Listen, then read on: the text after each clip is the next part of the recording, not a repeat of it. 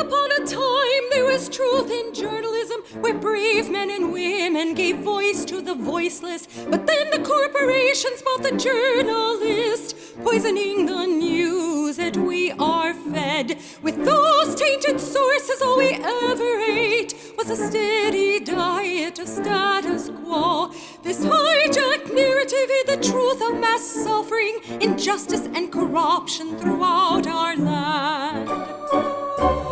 Status quo, status quo, status quo, status quo. To expose this shift to oligarchy came a band of honest journalists. They left the studio and hit the streets to give the microphone back to the people. From sea to sea, the people were empowered to share their truth. Their voices no longer stifled, reclaimed their power. Join the media revolution now. Hey there, Jordan Sheridan, live here with Status Coup. We gotta fix that flag later. It's a little, hold on. That looks good, George. Live and alive. Still on the tail end of the coronavirus, so I'm not gonna be screaming today or getting too animated, because last time I went live, I got a lot sicker because I expended too much energy. I'll get into more details about having coronavirus. Fortunately, I guess you could say mine has been mild, but even to tell you the truth, the mild version is not so fun. I've been coughing quite extensively and just feel weak is the best way to describe it. And there's also, I would say, a mental health aspect to coronavirus too. Not that I know the science behind it, but I definitely have been feeling just disoriented, I guess, kind of in a rut. Not quite depressed, but like time is stuck, I guess is the best way to explain it. But my girlfriend Anat has been treating me like a king, because she is my queen. And Jen has been amazingly supportive while I've been trying to rest and take time and working so hard on camera as well as behind the scenes. So let's get right to it. I forgot. I haven't done this in a while. I need every single person to smash the like button. Kind of hard right now to break through on anything other than coronavirus, but we're going to try very, very hard to get this to as many people as possible, because I think what we're going to talk about and reveal today on our major story on the Flint water crisis that we've been teasing forever and ever and ever to you, that's finally out today. I think that this story, frankly, is not just about Flint. I think this is about America. I think this has major implications, not just for the people of Flint, but for all of us, because the things that we found out as part of this story are really going on at a much wider scale everywhere. So definitely smash that like button, press the share button, get this out to as many people as possible. I will tell you, we are at almost at 1,900 members, 1,900.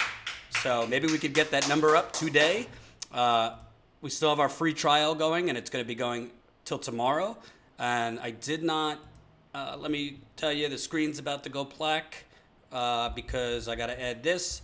Tomorrow, we are going to have a members call with all our members, and we're going to be talking about this story and anything else you want to talk about.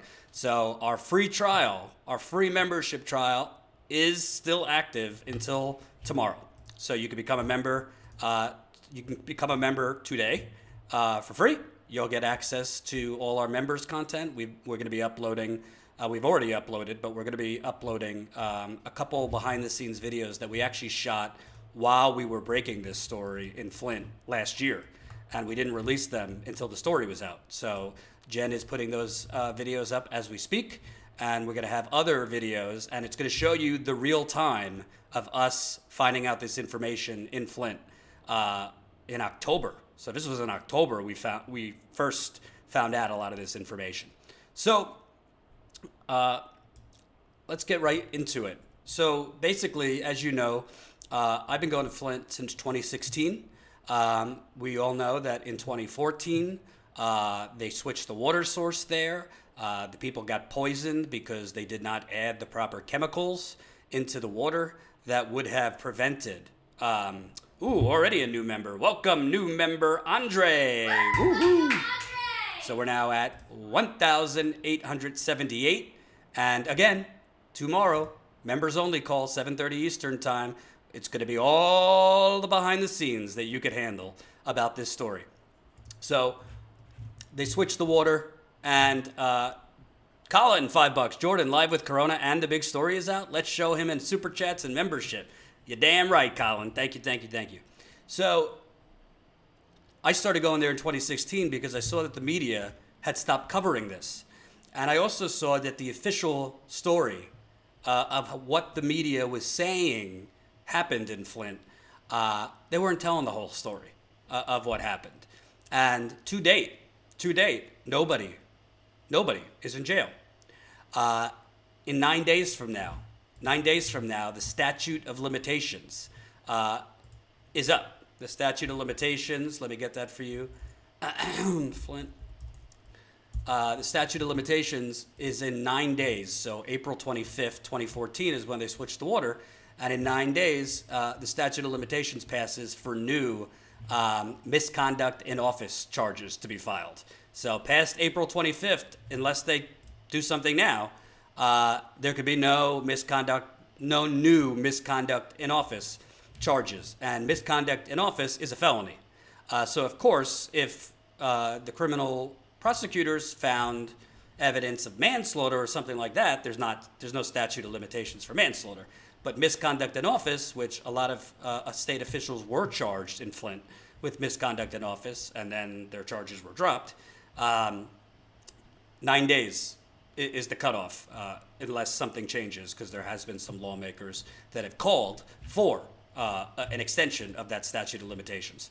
So Jen and I were in Flint in October on looking into something that ended up being in the story, but it's one of those things where you're working and you're looking at one thing, and all of a sudden an entirely another thing falls in your lap. So we were in Flint, and we were looking into the Carragandi Water Authority.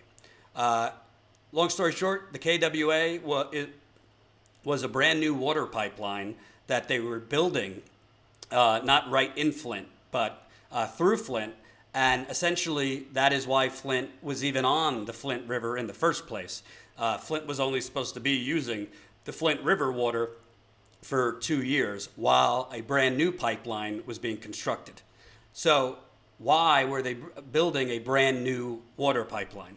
Well, Flint had been receiving water from Detroit since the 1960s without a problem.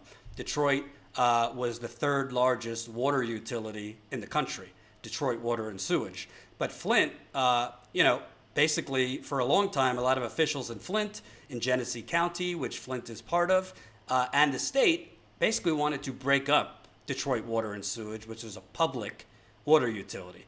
And Governor Rick Snyder, a lot of people were arguing, his goal was to privatize everything in Michigan, the schools, the water, services, take it from public means to private means. And this is a story going on all over America. Republican governors, Democratic governors privatize everything. We're also seeing it through coronavirus, where corporations, essentially the work that the government should be doing to make you whole, as much as you can be made whole, is being outsourced to private companies. So this is a huge part of the story where the reason that the citizens of Flint, their water source was changed in the first place is because there was a brand new water pipeline being built. They called it a public water pipeline, but this pipeline, the KWA pipeline, from us looking into it, there was a whole lot less regulations on this pipeline than a public water pipeline. And secondly, there was a lot of banks and wealthy bondholders that were going to get rich through this pipeline. And the citizens of Flint, a majority minority community, mostly poor, they were going to be basically, they were kind of used as guinea pigs, so to speak. And their water source, instead of just staying on the Detroit pipeline, while KWA's pipeline was being constructed, Flint was temporarily put on the Flint River. Okay, so that's the background. When they went on the Flint River, there was not the proper corrosion control chemicals put into the water supply. And when you don't add corrosion chemicals to control, basically when you're using river water going into very old distribution pipes, most of the pipes underneath the ground are 50 to 100 years old in Flint and all over the country. So you have to add chemicals called corrosion inhibitors to stop the water from basically attacking the pipes and causing the lead to leach off. So Jen and I were in Flint in October to basically look into that pipeline, the KWA pipeline, because we were hearing a lot of information and tips about this was a shady deal, this KWA pipeline. And again, Flint was only on the Flint River during the construction period for KWA. When KWA was going to be done, the plan was to move Flint off of the Flint River onto KWA. So while we were in Michigan in October looking into this one thing, we obviously met with sources and had a lot of interviews, and a whole other thing fell in our lap. And that whole other thing, which if you become a Status Coup member today, you could see the behind-the-scenes videos the day we found out this information. We shot it in real time and waited for the story to come out. You will see when we found out this information. So we found out and obtained highly, highly confidential documents that showed former Governor Rick Snyder's, essentially his entire inner circle had been confidentially subpoenaed. Confidentially because it was a private investigative subpoena, which is essentially like, best way I could put it is like, it's like a one-on-one with a prosecutor and an official that is highly sealed. It's a sealed indictment. So obviously, we're not going to get into how we obtained it. We obtained it legally. But the governor's chief of staff had been brought in for an investigative subpoena. His treasurer, the state treasurer, had been brought in for an investigative subpoena. The best way to describe this individual is his lieutenant, his right-hand man. Some said to us his fixer, Richard Baird, was brought in for investigative subpoena. And all of these top officials being brought in for private investigative subpoenas, which is an interview with the top criminal prosecutor, we found out was because prosecutors were actually building a case to Snyder. Prosecutors, and I say prosecutors in the past tense because these prosecutors were fired by the new Attorney General of Michigan.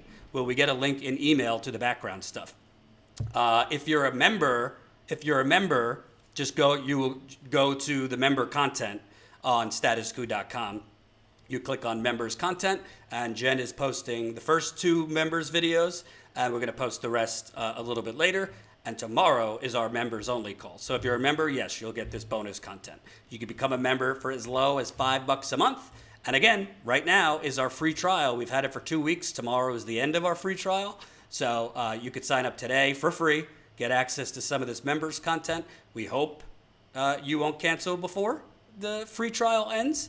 And if you don't cancel, your free membership will be bumped up to the $5 a month membership level, or 16 cents a day. So I think the best thing to do, and I'm not going to read the whole story because it's almost 9,000 words, but I'm going to go through and read some of it, and I'll stop and start. I'm going to have Jen call me because Jen and I worked on this together. And really, to me, this is probably the biggest investigative story that's been out there in years. It is a shame that the mainstream media doesn't give a damn because they don't care about Flint. They care on anniversaries and things like that, but they don't care day to day. And that's why Status Coup was created. So we could cover these stories, so we could break these stories. So all of this stuff in here, I was seeing tweets like, oh, we already knew this. Literally everything in this story is brand new. Like 95% of this story is completely brand new, and we found it through sources. And because you kept sending us to Flint, we were able to build these sources. So read along with me. I'm going to read slow because I do have coronavirus, and I don't want to be coughing too much, so I won't be reading so fast. And feel free to ask me questions as we go. So this is what Jen and I have uncovered. During the inauguration of his successor, outgoing Michigan Governor Rick Snyder needed a favor. At the January 2019 event, Snyder approached Karen Weaver, who was then the mayor of Flint, a city of nearly 100,000 people that was still reeling from financial decay and a toxic water crisis. He asked whether she could meet with Congressman Elijah Cummings. This was obviously when Elijah Cummings was still alive. Quote, "You have a lot of influence with him," Weaver remembered a worried Snyder saying to her about Cummings. At the time, Cummings was the incoming chairman of the powerful House Oversight Committee. Throughout the water crisis, Cummings had led the charge as Congress demanded that Snyder and his administration provide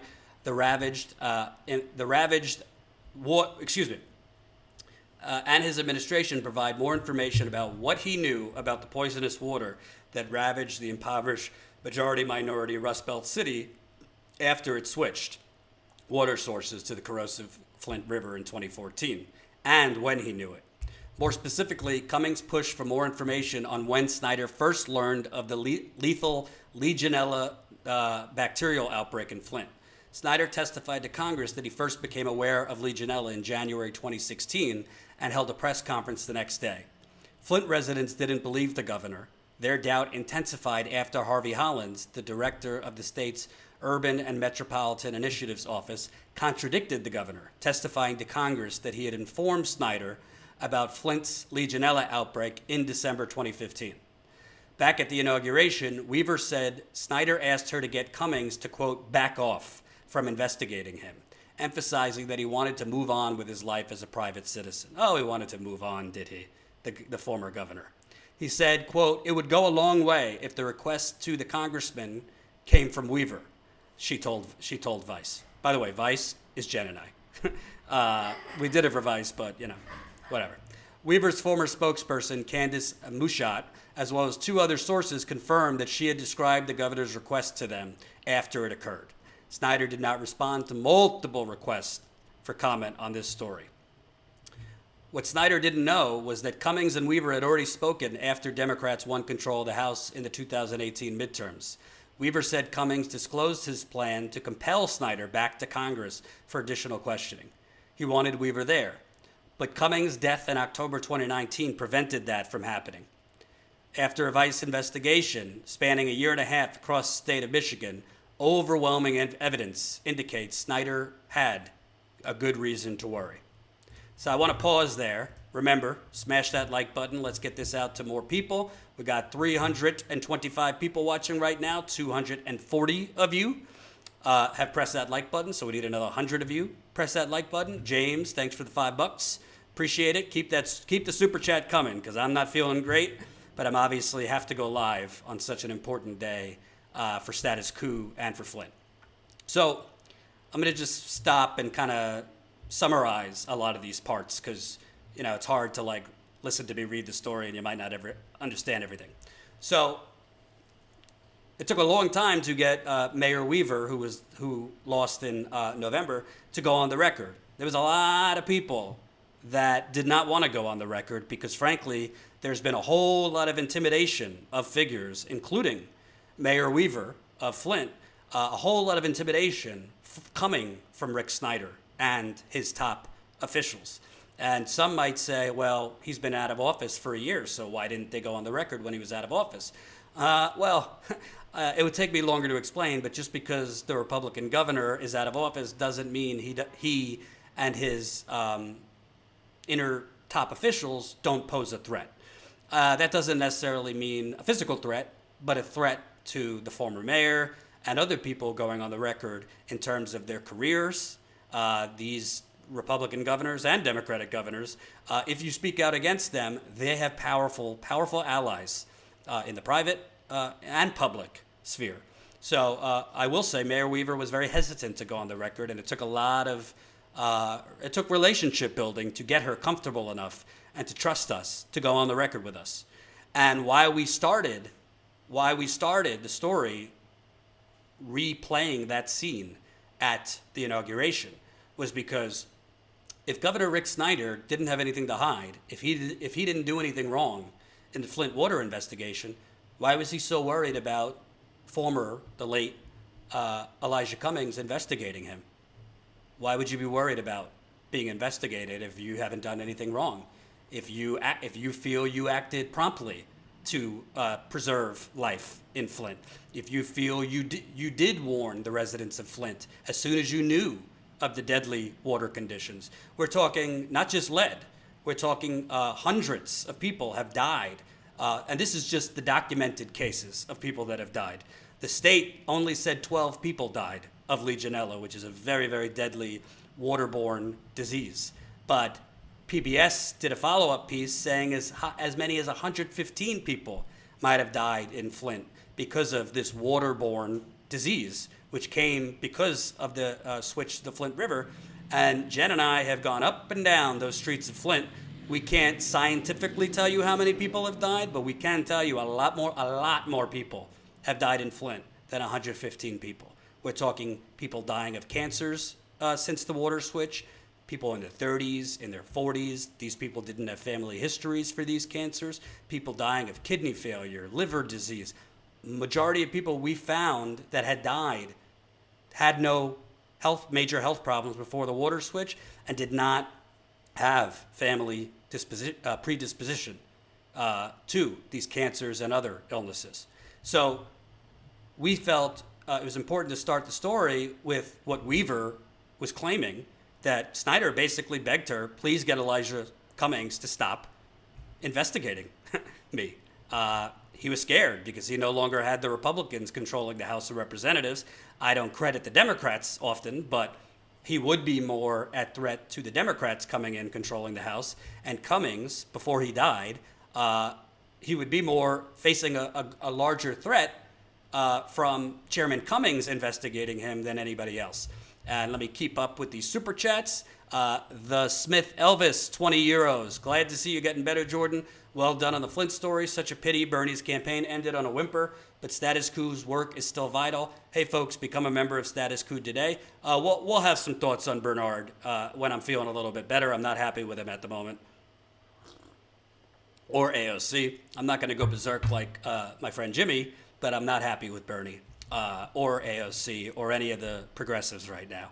I do not think this is how you get concessions, but I'm not going to get into that right now. Thanks for the super chat. Sarah Brennan, love you, Sarah, $10. Proud of your hard work, Jordan. So thankful you are on the mend. Thank you, and thank your friends for getting me on the mend. Anat. Mona Carmona, love that name. $9.99. Cheers to independent media. Feel better. Thank you, thank you, thank you. I'm going to get into the coronavirus a little bit later. Brandon Adams, $2. Your investigative reporting is much appreciated. Thank you, Brandon. You keep saying me. This was Jen and I. She might not be on camera, but Jen worked very, very hard with me on this story. So give Jen shout outs too. Pessimistic college student, $2. Shared your live stream to my Twitter. Thank you for your work. Thank you. Barb for Kids, $5. Thank you and Jen for all your great work and years of sticking to this story. Thank you, thank you, thank you, Barb. Ryan Corinth, $9.99. Congrats on getting this story out. It's a win for the people of Flint and independent media. Hope you feel better, Jordan. Thank you, thank you, thank you. And by the way, folks, love the super chats, but we could only grow through membership. That is our how we grow. So please, I know times are tough. If you don't have the money, we totally get it. A lot of people being laid off, losing health care. We get it. If you do have even $5 a month, become a member today. We're almost at 1,900. Our free members trial is up tomorrow, but if you join today, you'll get access to our members only call tomorrow night, and we have a lot to talk about, including everything we couldn't tell you for the last few months pertaining to this story, and we are posting today exclusive members-only videos from Flint when we found out this information. Okay, so we start the story with Weaver on the record that Snyder was basically begging her to get Elijah Cummings to back off, stop investigating me. Again, if you have nothing to hide, why are you trying to get the mayor of Flint to get Elijah Cummings to not investigate you? Just we'll leave that there. Let's move on down. Then stuff gets really explosive because we found out information that no one else found out. Hundreds of confidential pages of documents obtained by Vice, along with emails and interviews, reveal a coordinated 5-year cover-up overseen by Snyder and his top officials to prevent news of Flint's deadly water from going public while there was still time to save lives. That is a very important part. To prevent news of Flint's deadly water from going public while there was still time to save lives, and then limit the damage after the crisis made global headlines. All told, the waterborne bacterial disease Legionella may have killed at least 115 people in 2014 and 2015, and potentially more whose pneumonia wasn't officially considered Legionella's disease, the illness caused by Legionella. In addition to the outbreak, Flint's water supply was contaminated with lead and other heavy metals, harmful bacteria, carcinogens, and other toxic components. This wreaked havoc on Flint residents, leaving them with a laundry list of illnesses, including kidney and liver problems, severe bone and muscle pain, gastrointestinal problems, loss of teeth, autoimmune diseases, neurological deficiencies, miscarriages, Parkinson's disease, severe fatigue, seizures, and volatile mood disorders. And I say this, people ask Jordan and Jen, why do you keep covering this? Cover other things. Well, when you sit on porches with 30-something-year-olds with no teeth left, when you go back somewhere every year, and every time you go back, you see the same people literally slowly dying in front of you. I don't exaggerate. I mean dying. Because they have permanent damage. When you see people, literally, people I respect, I don't mean it disrespectfully, that might be 36, 37, and they look like they're 65 now. When you see people, literally, you don't know if they're having a heart attack. You ask them, do you want me to call an ambulance? They say, no, this happens every night. My heart just gets, my breathing goes bad. People's bodies are literally falling apart, not just from the lead, but from other toxins that were in that water. That's why we go back. And as I've always said, it's not only a Flint story. This is, what kind of country do we want to live in? You want to live in a country where through no fault of your own, we're talking right now, let's look at the coronavirus. Through no fault of your own, you get sick. Either your government, through negligence or intentionally. We could debate whether it was negligence or intentionally in Flint. You get sick. You want to live in a country where your government is allowed to leave you to die? Because that's what's happened in Flint, Michigan. Jen could tell you that, and I'm telling you that. That's what's happened. And I think on a wider scale, you think in 6 months the media is going to be covering the coronavirus and the after effects? You think in a year the media is going to be covering the coronavirus and the after effects? You think in a year? You think in 2 years the media is going to be covering all the people that lost their jobs that were never hired back by those companies? Think they're going to be covering the massive bonuses that the recipients of the corporate bailout are getting? There is serious parallels between what happened in Flint and what is going to happen with corona. A different kind of poisoning nonetheless. You didn't cause it, and you're the victims, both health-wise and economically. And when you see some of these videos that we're posting, you're going to understand. Keep those super chats coming. Appreciate it. Thank you. M.O. Bailey, $13. Congratulations, Jordan and Jen. I'm not seeing this on Google News or Microsoft News. Are they not interested? We'll get to the media a little bit later. I want to reserve my energy. For those of you just tuning in, I do have coronavirus. I'm on day 13 of symptoms. I'll get into the symptoms and what I've been dealing with a little bit later, but I'm trying to reserve my energy because the last live stream I did, I expended a lot of energy and it made me sicker. So, but the media, we'll get to the media. Welcome, new Status Coup member. I think that was a Kyle that just signed up. Welcome to the party. Let me make sure. Welcome. Oh, no, that's Katie. Katie, hey-oh. So we are now at 1,879. How about this? I'm not signing off until we get to 1,900. So we're 21 members away. I need 19 more of you. Excuse me, no, we're 21. 21 members away. So today is the day. If you've been on the fence, get off that fence. Statuscoup.com/join. And I'm going to have Jen call in a little bit. And Jen will explain to you how hard it was to get this out. So far, the Detroit Metro Times has picked this up, so we thank them.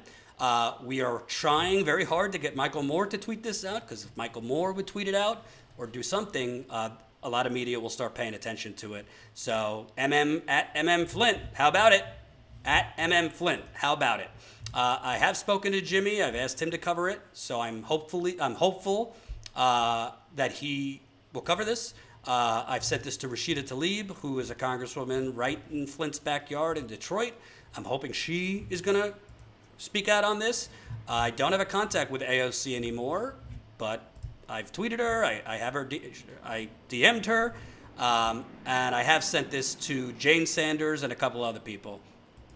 So we really, really hope progressives are going to lead on this, because even if you prove a massive cover-up in Flint, the media will not cover it unless you force them to cover it. And I'm going to get into that more. So thank you, Dennis Williams, $50. Can you speak to what Bernie is doing with all the money he swindled out of his base in the form of donations? I heard it could be transferred into the DNC coffers. Love you guys. By the way, independent media is all we have left for the truth. I'm not talking about Bernie right now. I'm talking about Flint. I think it's, I'm not happy with Bernie, but I do think it's a little I think it's a stretch to start accusing him of laundering your money into the DNC. There's no evidence of that.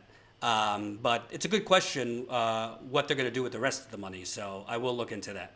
But I don't want to lose focus right now. Maybe I'll talk about Bernie a little bit later. But thank you for the $50. Appreciate it. And keep signing up as a member. We really, really, really want to get as many new members as possible today. So let's get back to the story here. And press that like button, too. Get it out to more people. So Vice has learned that prosecutors leading the criminal investigation secretly subpoenaed key members of Governor Snyder's inner circle, including his chief of staff, Dennis Muchmore, Snyder's quote-unquote fixer and top advisor, Rich Baird, wait till you hear about this one, and state treasurer, Andy Dillon, as they built a case against the governor.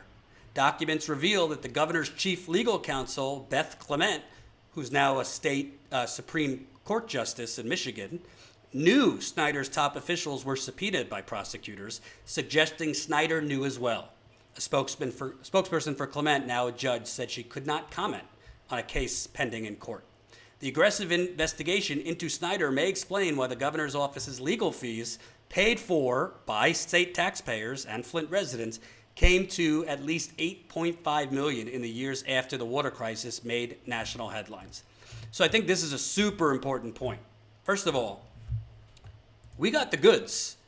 Nobody else knew that basically Snyder's top officials, his chief of staff, his treasurer, who signed off on the deal that ultimately led to Flint, signed off on a very important deal that not directly but indirectly led to them switching to the Flint River.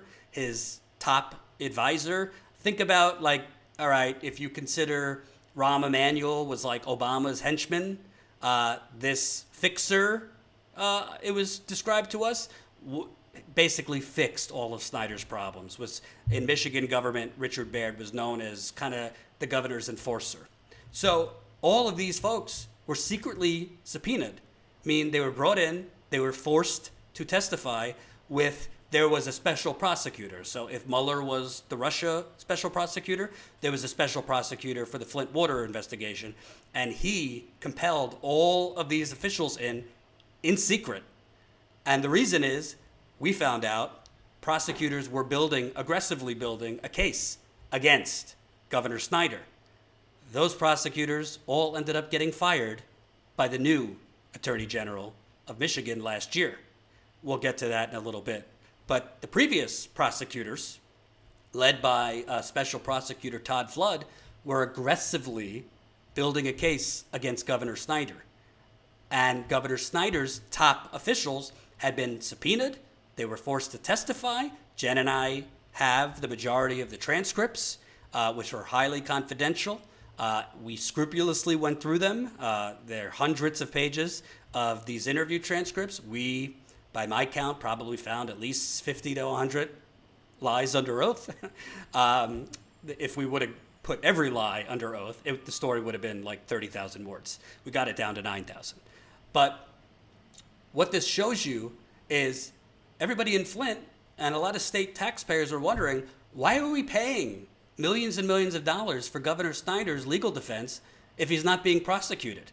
Why is this governor charging the taxpayers of Michigan and the residents of Flint? You're talking $8.5 million total for his office on criminal defense attorneys. Well, now we know, because the governor knew he was under heavy investigation because his chief legal counsel, his top lawyer, was aware that his treasurer was brought in, was aware that these other people were brought in. So it is very, very, very, hold on.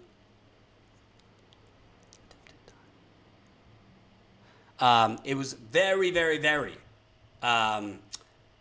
major news because it explains why this governor was charging taxpayers $8.5 million for criminal defense fees. He was under criminal investigation.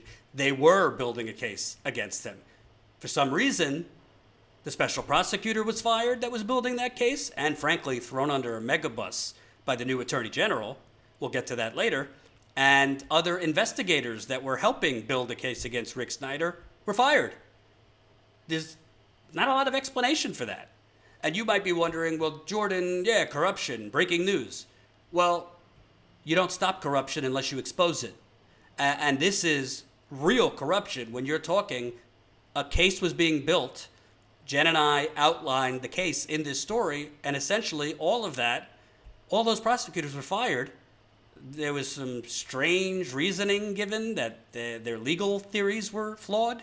And then since then, all the rest of the charges were dropped. The rest of the charges were dropped completely. So let's get into now the really good stuff. The really good stuff. Hey, Jordan, you should start selling flags like the one behind you. I'd buy one. I wish. It's not my flag. We could put the link in, but we didn't make it. But we'll put the link in the super chat. And keep on signing up. Let me make sure I didn't miss any new members. Hold on. Did Carlos just sign up? Hold on. Just want to make sure. Drinking my tea here.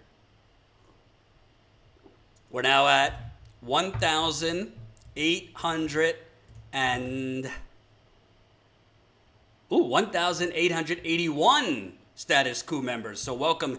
Stephanie just signed up. Anthony just signed up.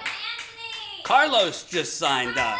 Woohoo! So we're now at 1,881. 1,881. We got 19 to go. I'm not signing off until we get 19 more members. I'm sick. I got coronavirus, so don't let me pass out. You have to sign up. You have to sign up. I'll take pity memberships right now. So let's keep going. And Jen, I want you to call in a little bit. So hold on. Did I cut off my chin? Oh, we're back. All right. So Snyder and his administration were investigated by a team led by Special Prosecutor Todd Flood from 2016 to 2019. The team concluded that the administration had, quote, committed conspiracies of ongoing crimes like an organized crime unit, a source with knowledge of the probe told Vice. Obviously, certain people would not go on the record because they didn't want to reveal who they were, and we respected that. But we did have some pretty damn good sources that know a whole lot about this investigation. So for this source to say they were investigated as if they had committed conspiracies of ongoing crimes like an organized crime unit, what does that tell you?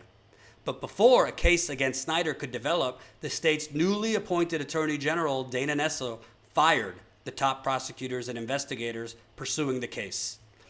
Investigative subpoena documents obtained by Vice, along with details from sources and with knowledge of the Flint water criminal prosecution, reveal Snyder was warned about the dangers of using the Flint River as a water source a year before the water switch even occurred. Let me say that again. The governor of Michigan was warned, our reporting indicates in person, that the Flint River would be a dangerous water source for Flint to use over a year before the water switch. Welcome to the party, Mona! Woohoo! We are now at 1,882 Status Coup members. Keep it coming. Can't wait. We got the members call tomorrow night, and we're going to answer every last question you have on this. And by the way, just want to, it took a while, but we want to thank Vice. Vice, we did this story with Vice, so we appreciate them doing this. As Jen and I will tell you on the members call, it is very difficult to get a corporate media outlet to print the truth in America, especially truth that is this corrupt. A lot of them are scared to do that. A lot of them don't want to spend the resources to do that. We are getting paid for this story. Not what we should be getting paid, but getting something. So we thank Vice for printing this story on Vice.com. We worked with a nice editor named Michelle. Her hands were tied in a lot of ways in terms of why this story took so long. But we really appreciate Vice printing it, and we look forward to, we are currently working on a part 2, which is, so juicy too. So, and by the way, I'm alive and well. I'm not having dark thoughts, so if something happens to me, because there is going to be a part 2, I didn't do it. Just putting that out there. So, Snyder was warned about the dangers of using the Flint River as a water source a year before the water switch occurred. This has never been reported before. So for the people saying, I saw some asshole tweet, there's nothing new in this story. Literally everything is new. Everything. So you might have just knew this in your gut, but there's been no confirmation. That's what this story is. We also found out Snyder had knowledge about the Legionella outbreak in Flint as early as October 2014, 6 months after the water switch and 16 months earlier than he claimed to have learned. Let me just spell that out. Governor Rick Snyder stood with his hand up in front of Congress, and he told Congress in 2016 that he first found out about the deadly Legionella outbreak in Flint in January of 2016. And he says he held a press conference the next day to inform residents.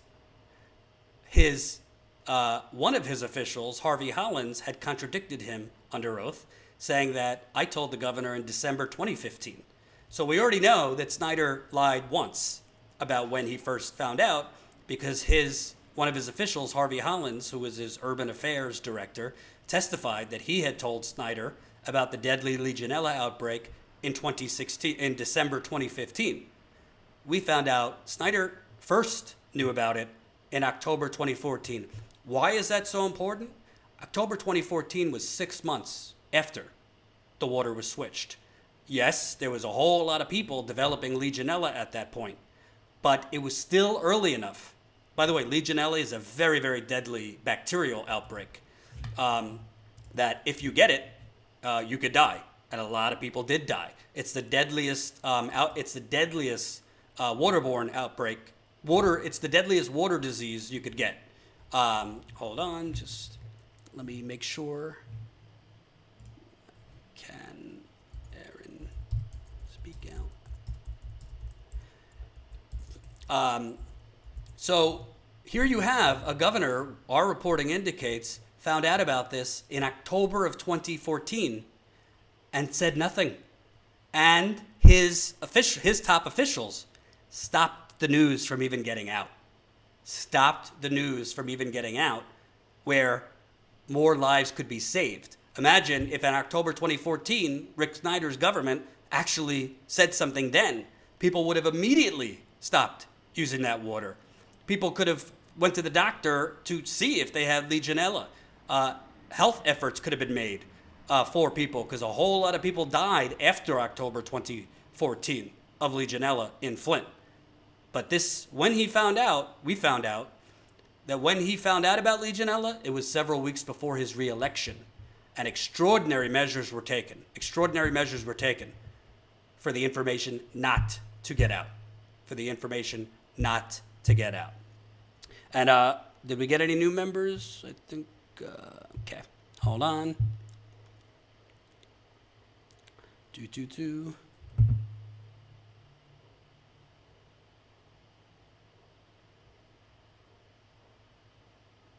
So, let's keep going. And you know what, Jen, do me a favor and call in. I want you part of this so we could share with the audience the importance of this. So here we go. Keep smashing that like button. Keep the super chats coming. So we also found out that in this critical October 2014 period, again, 6 months after the water switch, you got residents complaining of rashes, hair loss, other ailments. They're complaining about smelly water. They're complaining about the odor, the taste. You have children getting rashes. I've spoken with people who were getting nosebleeds. You have pastors. Flint pastors are complaining to the governor. We found out that Governor Snyder himself, his top officials, and officials from the state health department were in a heavy dose of communication in October 2014. They were speaking around the same time as emails were going around between Snyder's environmental and health officials about Legionella. So Snyder himself was in communication with his top officials and officials at the health department pretty much within days of these emails and phone calls coming in about Legionella. That evidence was part of what prosecutors were building a case against Snyder for. Hello, Jen. Hi. How you doing? Well, I'm very excited because this story has been such a long time coming, as you guys all know. It's finally here, So I want to make sure I'm bringing it and making it very clear for the viewers. This October 2014 period was very, very critical in terms of lives could have been saved because, particularly with Legionella, because a lot of the people that came down with Legionella started developing it after October 2014. And our reporting indicates the governor, his top officials, first became aware of it in October 2014. That's 6 months after the water switch, and more than 16 months. That's 16 months earlier than he testified to Congress. And we found not only did they do nothing, they did do something. They silenced the whistleblower to make sure information couldn't get out, and they did other things to make sure that information could not get out. yeah, they covered it up as best as they could, and they did a darn good job because until now, no one's truly uncovered exactly what the timeline was here. So they covered it up and people died. This is murder. So hang on, I'm gonna keep reading, and we'll kind of get into the get into the details. And by the way, I'm gonna put him on blast right now. Michael Moore, Flint, I would like you to tweet.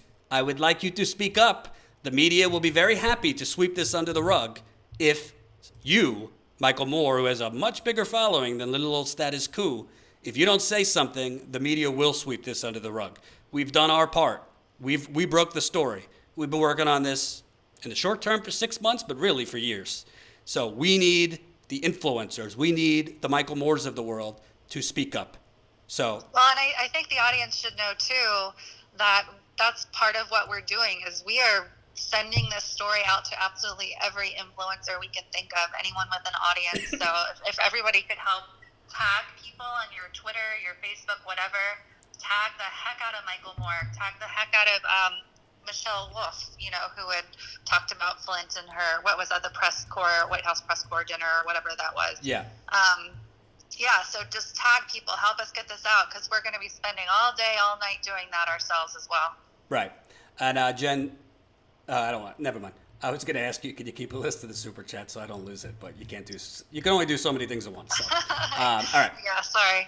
Super chats, I'll come back to you, but I want to keep going. So Now let's get into the real heart of the story here.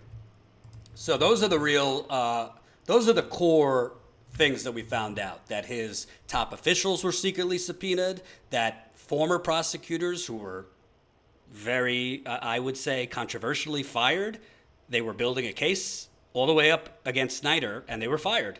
And frankly, the new attorney general and her team, after they fired the former prosecution team, have been sitting on this information.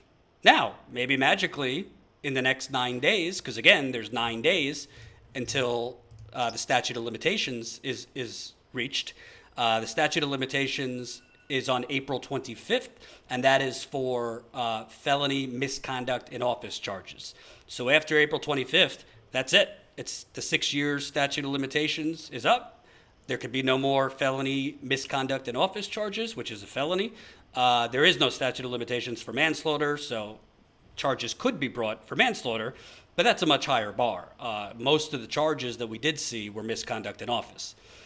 So there has been talk among some state lawmakers in Michigan to extend the statute of limitations. I'm going to give you some numbers at the end of this if you want to tell those state senators how you feel, because right now there's only 9 days. And I would argue, Jen, how many times did we reach out to Snyder and these people? Probably 7 or 8 times. Yeah, at least 7 times each. I would argue that they did not respond to us because they are pretty much counting, running the clock down. They are running the clock out and hoping that nothing changes in the next 9 days. So there was really no benefit for them to comment. They can't go on the record denying things that there's proof of them doing, because if they did that, they would be, pretty much incriminating themselves. So Rick Snyder, his attorneys, other people we reported on, literally did not respond to us. We did get some responses, which I think speak volumes, and we're going to get into those now.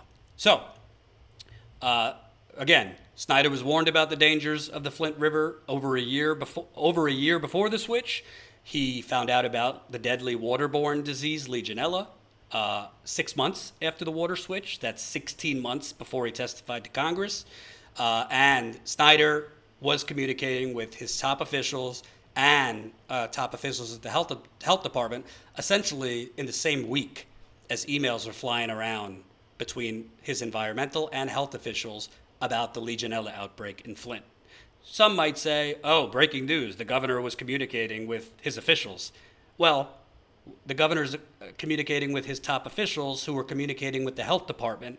At the same time, emails are going on about Legionella in Flint 2 weeks before his reelection. And this wasn't something typical either. This was... Right. This was not the typical amount of communication we found out. So, according to sources familiar with the criminal investigation, as well as Flint residents Vice spoke to, during those 16 months, Snyder's top advisor, Richard Baird, again, was described to us kind of like the governor's enforcer, attempted to pay off sick Flint residents to keep quiet and silenced a whistleblower who was sounding the alarms over the city using the Flint River while there was still time to save lives. Again, there was a key whistleblower inside Governor Snyder's administration who was basically like Paul Revere, the British are coming. She was waving her hands in email, in direct meetings. We need to get Flint off of the Flint River now because of the health problems that were happening. She was silenced, and we're going to get to that. And Governor Snyder himself basically punished the mayor of Flint, happened to be a black woman. I think that is relevant. And basically withheld funding for water relief because she would not agree to declare Flint's water safe, which Snyder himself and his top officials were repeatedly trying to get former Mayor Karen Weaver to declare the water safe. What follows is the full, never-before-told story behind the cover-up of a government poisoning tens of thousands of innocent people and the ongoing 6-year crisis. So I just want to, give some shout-outs. I don't want to get too far behind. Thank you for the super chat. Emberg33, $1.99. Congrats for fulfilling a journalist dream. Thank you for funding that dream. Ask a classy black woman, a black man wisdom. $1. Thank you. Jen A, $14.99. Appreciate it. Karen Webster, $5. Woo! You did it. Yes, Karen. I told you I would never stop trying for Flint. Jen has not stopped trying, and we're going to keep going now. And remember, we are currently 18 members away. 18 members away from 1900. Today and tomorrow, you got a day and a half left to sign up as a free Status Coup member. Oh, we got another member. Welcome, Dawn. Welcome, Mantra. We are now at 1,884 members, so 16 members away. And I will say, after tomorrow, we hope you don't, for those of you that signed up free, we hope you don't cancel. Your free membership will be bumped up to $5 a month. That's correct, Jen? Yeah, so after the 2-week trial, you can either cancel at any time, no hard feelings, no harm done. But if you choose to stay on as a member, you'll simply be charged $5 at the end of the 2 weeks. And by the way, if you sign up today, Jen, you've already uploaded 2 of the videos for members? I only had time to do one, but immediately after this, I will upload a second one. And then we have, I believe, at least 3 more. And these were all filmed while we were getting this information, these confidential documents, things like that. So you can see like the shock and surprise on our faces. It's really, really cool. So definitely join because only members get to see those. It's too bad you didn't film me checking under the car for bombs. I wish I was kidding. Anyway. Well, at a certain point, this is a tidbit that we would normally give away to our members. So a sneak peek here. We actually stopped filming because we got scared. We stopped filming anything after a certain point. So yes. Ask us about that on the members call tomorrow. Statuscoup.com/join. And by the way, straight up, like this isn't a sales pitch. This is the truth. We would not have broken this story if not for members. I mean, I've been to Flint 15 times. I think Jen's been there 7 or 8. We took, just for this story, I think 3 or 4 trips. It's not like a one-trick pony where you just go once and you get everything. So because of your continual funding, we were able to break this story. So that's why membership is important. It's not just to build a company, it's to break stories. And you need to be able to get on planes when it's safe, rent a car, hotels, Airbnb, all of that costs money. And that's why most outlets don't do it, because they'd rather just do cheap, bullshit, fake journalism. We're doing real journalism for you. So keep funding us, statuscoup.com/join. Cannot wait. Cannot wait for the members call tomorrow. We could reveal everything finally. It's been a long time. So, by the way, this story was supposed to be published at 7 a.m. this morning. It ended up getting out at 12:30. We'll talk about that tomorrow, too. Jordan, did you shout out new member Greg? Oh, we got another new member, Greg. Woohoo. Thank you, Greg. We are now at 1,885, so 15 members. 15 away from 1,900. Let's keep going, baby. Thank you, Greg. So, this first part is really, really important because it kind of sets the scene of the years before the water switch. And without this, what we're about to report to you, the water switch and the water crisis would not have happened. And I want you to understand, I know that most of you are not from Flint, but what we're about to read to you, this kind of stuff, is going on all over America. That's why this is not only about Flint. The only reason it's not being exposed all around America is because Status Coup could only do so much, but this kind of privatization, these attempts by Republicans and frankly Democrats to privatize after they destroy cities like Flint, their goal is to then privatize and sell off the rotting corpse to the highest private bidder. This is what's going on all over the country. And I think this is truly the story behind the Flint water crisis, which was a privatization attempt gone very, very wrong. So, when Rick Snyder became the governor of Michigan, Flint was broke. Mired in a $10.1 million deficit in 2010, the city had deteriorated after the slow exit of its one-time economic engine, General Motors, for cheaper offshore pastures. Thank you, Joe Biden and the rest of the gang, for NAFTA and doing that. Yet, there seemed to be a way to save cash. Flint had been paying $11 to $12 million annually for drinking water brought in from Detroit Water and Sewage, which at the time was the 3rd largest water and sewage utility in the country. And Detroit Water and Sewage covered 40% of Michigan. So it was the third largest water utility in America, and 40% of residents in Michigan got their water from Detroit. Flint was Detroit Water and Sewage's biggest customer. So Flint continuing to get water from Detroit, that was Detroit's biggest customer. So state and city officials saw an opportunity. If they could slash Flint's water bill from Detroit, they could, if you have a $12 million annual deficit and your costs for water, if you have a $10 to $12 million deficit and your cost for water is $12 million, you get rid of that water bill, you pretty much get rid of your deficit. So then, hey, who cares if the water's clean, right? So Snyder, the former president of Gateway Computers, won his gubernatorial bid in 2010 after campaigning as a tough nerd who could turn around Michigan's ailing cities the same way he'd rehabilitated his past businesses. In 2011, the governor declared a financial emergency in Flint and controversially appointed an unelected emergency manager, Michael Brown, to run the city. As emergency manager, Brown's power superseded that of the elected mayor and city council. So that was obviously a seriously controversial thing. I mean, we already know we don't live in a democracy, but this just proved it. You have a Republican governor basically seizing control of a local city and putting in an unelected, bureaucrat to basically do what the governor wants. So the city council that Flint residents voted for had no power. The mayor that Flint residents voted for had no power. Once in place as emergency manager, Brown, who was Flint's former interim mayor, swiftly took on the Snyder administration's water switch plan as a cost-cutting measure.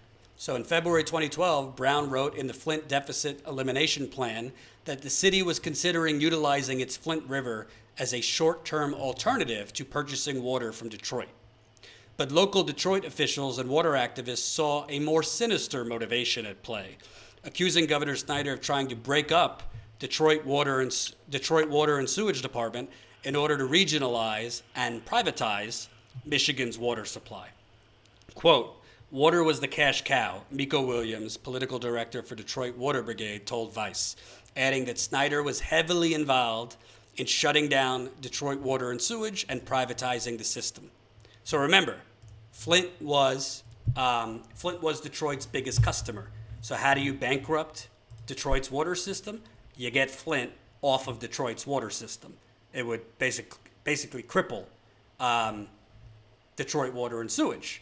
So at the time, they were trying to frame it as, how do we let's find, Detroit is price gouging Flint. The rates keep going up, so let's find a cheaper option for Flint. Brown's suggestion, though, to use the Flint River came less than a year after a 2011 engineering study, commissioned by Flint, by the way, determined that Flint's water plant, which would be treating the Flint River water, because water's not like clean just naturally. There's water plants all over America that add chemicals into the water to make sure it's safe coming to your home.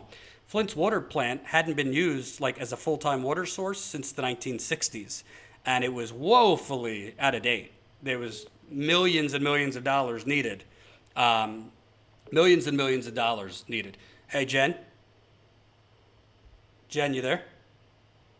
Yeah, I'm here. Tell Melissa I'm live. She's calling me, and I'll call her back after. All right. So there was already a report in 2011 warning you would need $61 million in upgrades here for the Flint River to be used. And that report actually recommended that Flint, instead of using the Flint River, Flint join a brand new water pipeline that was being proposed. The latter proposal wasn't free of flaws either. Genesee County, which Flint is part of, was the majority owner of the proposed KWA pipeline. Again, this is what was being proposed. For Flint to leave Detroit, Snyder wanted to bankrupt Detroit Water and Sewage, and to join this brand new KWA pipeline. Oddly, the county's elected drain commissioner, Genesee County again, Flint is a city, part of Genesee County. Genesee County's elected drain commissioner, Jeff Wright, served both as the elected drain commissioner and the CEO of this proposed pipeline. Kind of a conflict of interest, but it was allowed. And Wright had his own checkered past. In 2005, he was accused of money laundering funds in his 2000 drain commissioner campaign. He ultimately wasn't charged, and he denied the allegations, but the FBI did seize his campaign records. Years later, Wright became an FBI informant. Wright told Vice, meaning Jen and I, there was no conflict of interest in him being the elected drain commissioner and the CEO of this proposed pipeline. He added that KWA is a, quote, public authority, not a for-profit water authority. Well, here's where it gets interesting. So this is where the creative phrasing comes. They call it a public entity, a not-for-profit. However, it's got massive big banks as bondholders, because the way they built the KWA pipeline was through issuing government bonds to banks like Wells Fargo, JP Morgan, and a lot of wealthy investors. So it's not like, the YMCA nonprofit.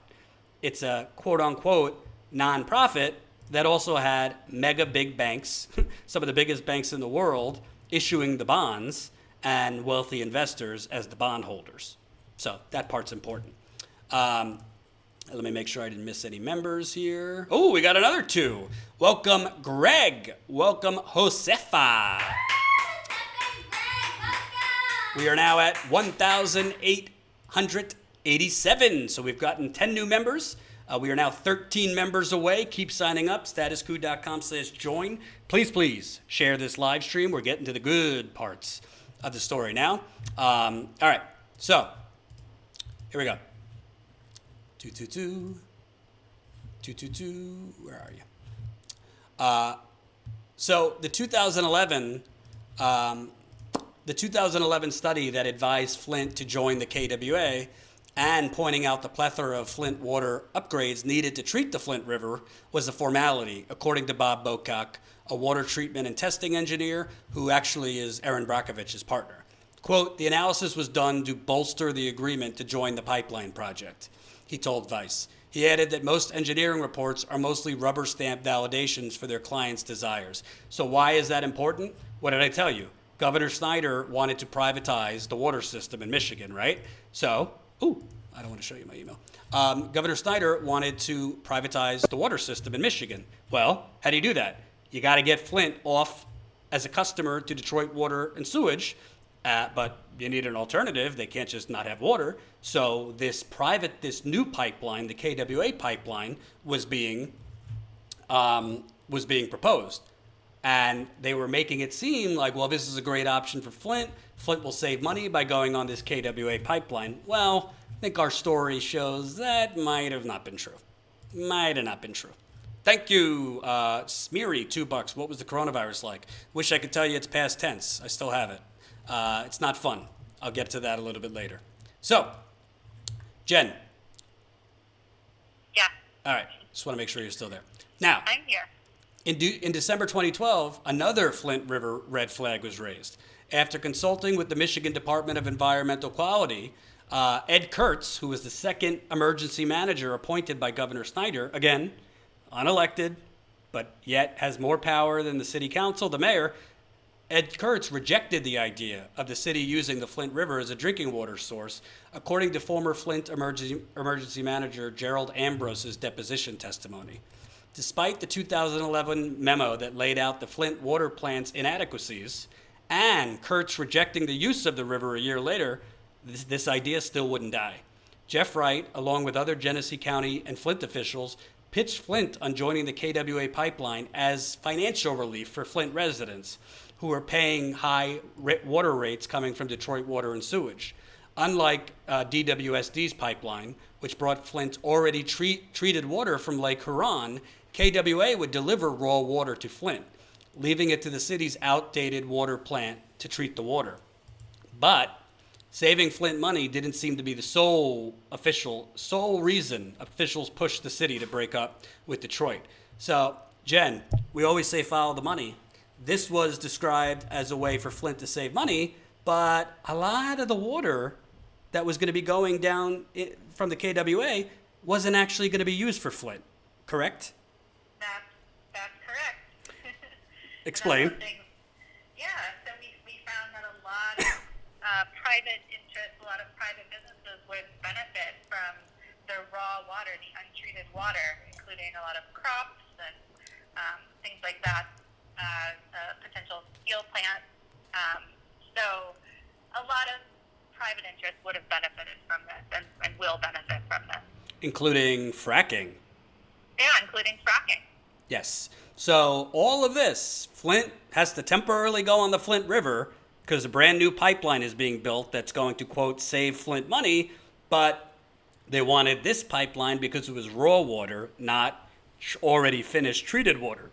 You can't use already finished treated water for things like fracking, for food processing, for agricultural. You need raw water for those things. And that is why the KWA was being pitched as part of this blue economy in the form of promises of jobs that could be created due to businesses' demand for the raw water. For example, DTE Energy, just so happened to be one of Rick Snyder's top donors, expressed wanting as much as 3 million gallons daily from the KWA pipeline. Governor Snyder's natural gas push across Michigan also led to speculation that the KWA water would be used for fracking. While KWA was pushed as Flint's best option, another possibility was that Flint could save money by blending water from Detroit or KWA with its own Flint River water. By the end of 2012, Governor Snyder's Treasury Department commissioned another water study to compare the cost of each option. So, compare whether Flint should stay. Is Flint's cheapest option staying with Detroit? Is it going to this brand new pipeline that's being proposed? Or is it staying on Detroit but blending Detroit's water with some of the Flint River water? There's a lot of different options being thrown around. And by the way, folks, remember, we want to hit 1900. Want to hit 1900. And if you're having any problems, email us, info@statuscoup.com. If you become a member and you're having issues getting the content, email us and we'll make sure your login works and all that. Info@statuscoup.com if you're having any problems. We got 13 members to go. We got to get 13 more of you to sign up so we can hit that lucky 1900 today. Keep signing up. Again, free trial till tomorrow, statuscoup.com/join. And we're going to go through some of those members videos on the members call tomorrow. Because right now we have content from October when we were in Flint gathering this information. We shot those videos and we waited till the story was out to publish them. So Jen's posted one. We're going to post others after this live stream. So we're not going to read the whole story, but I want to read some more. So the Governor Snyder's own Treasury Department commissioned another study. The results that were released concluded that Flint's cheapest option was actually staying with Detroit, not leaving Detroit's water pipeline. The study actually concluded that the proposed pipeline, KWA, had underestimated its costs by over $100 million. So here comes a very critical part. After this study, again, Snyder's own Treasury Department commissioned this study after it found that Flint's best option cost-wise was staying with Detroit Water and Sewage and not switching to a brand new pipeline, definitely not switching to the Flint River. More than a year before the water switch, Stephen Bush, who was a supervisor with the state environmental department, emailed other environmental officials like an hour before they were about to have a call with Snyder's treasurer, Andy Dillon. And in that email, Stephen Bush warned that if the Flint River was used as a water source, meaning Flint got his drinking water from the Flint River, it would create an increased microbial risk to public health. Microbial, meaning bacterial risk to public health, along with an increased risk of disinfection byproduct carcinogens, meaning cancerous chemicals, to Flint residents. So that email has already been out there. We're not breaking news about that email. What we are breaking is the next part. Again, this is March 2013. This is 13 months before they switched to the Flint River. in the investigative subpoena interview that we obtained exclusively, again, the investigative subpoena is basically Snyder's treasurer, Snyder's chief of staff, Snyder's top advisor were all secretly basically subpoenaed to testify in a behind closed doors, nobody knew about it, interviews with the special prosecutor. In the subpoena interview between Snyder's treasurer, Andy Dillon, and the special prosecutor, Todd Flood, that we got, Dillon did not deny that this environmental supervisor actually repeated those warnings from the email on a call they had the same day. So here he is. Rick Snyder's treasurer was warned by the environmental official if Flint uses the Flint River, there could be public health risks to the residents. Soon after that call, we found out from a source familiar with the details of the criminal investigation, told us that Dillon, the state treasurer, and Dan Wyant, the director of the state environmental department, they in person briefed Governor Snyder that on that email on both the costs, which was cheaper, was it Flint staying on Detroit, was it Flint going on this new pipeline, and also briefed the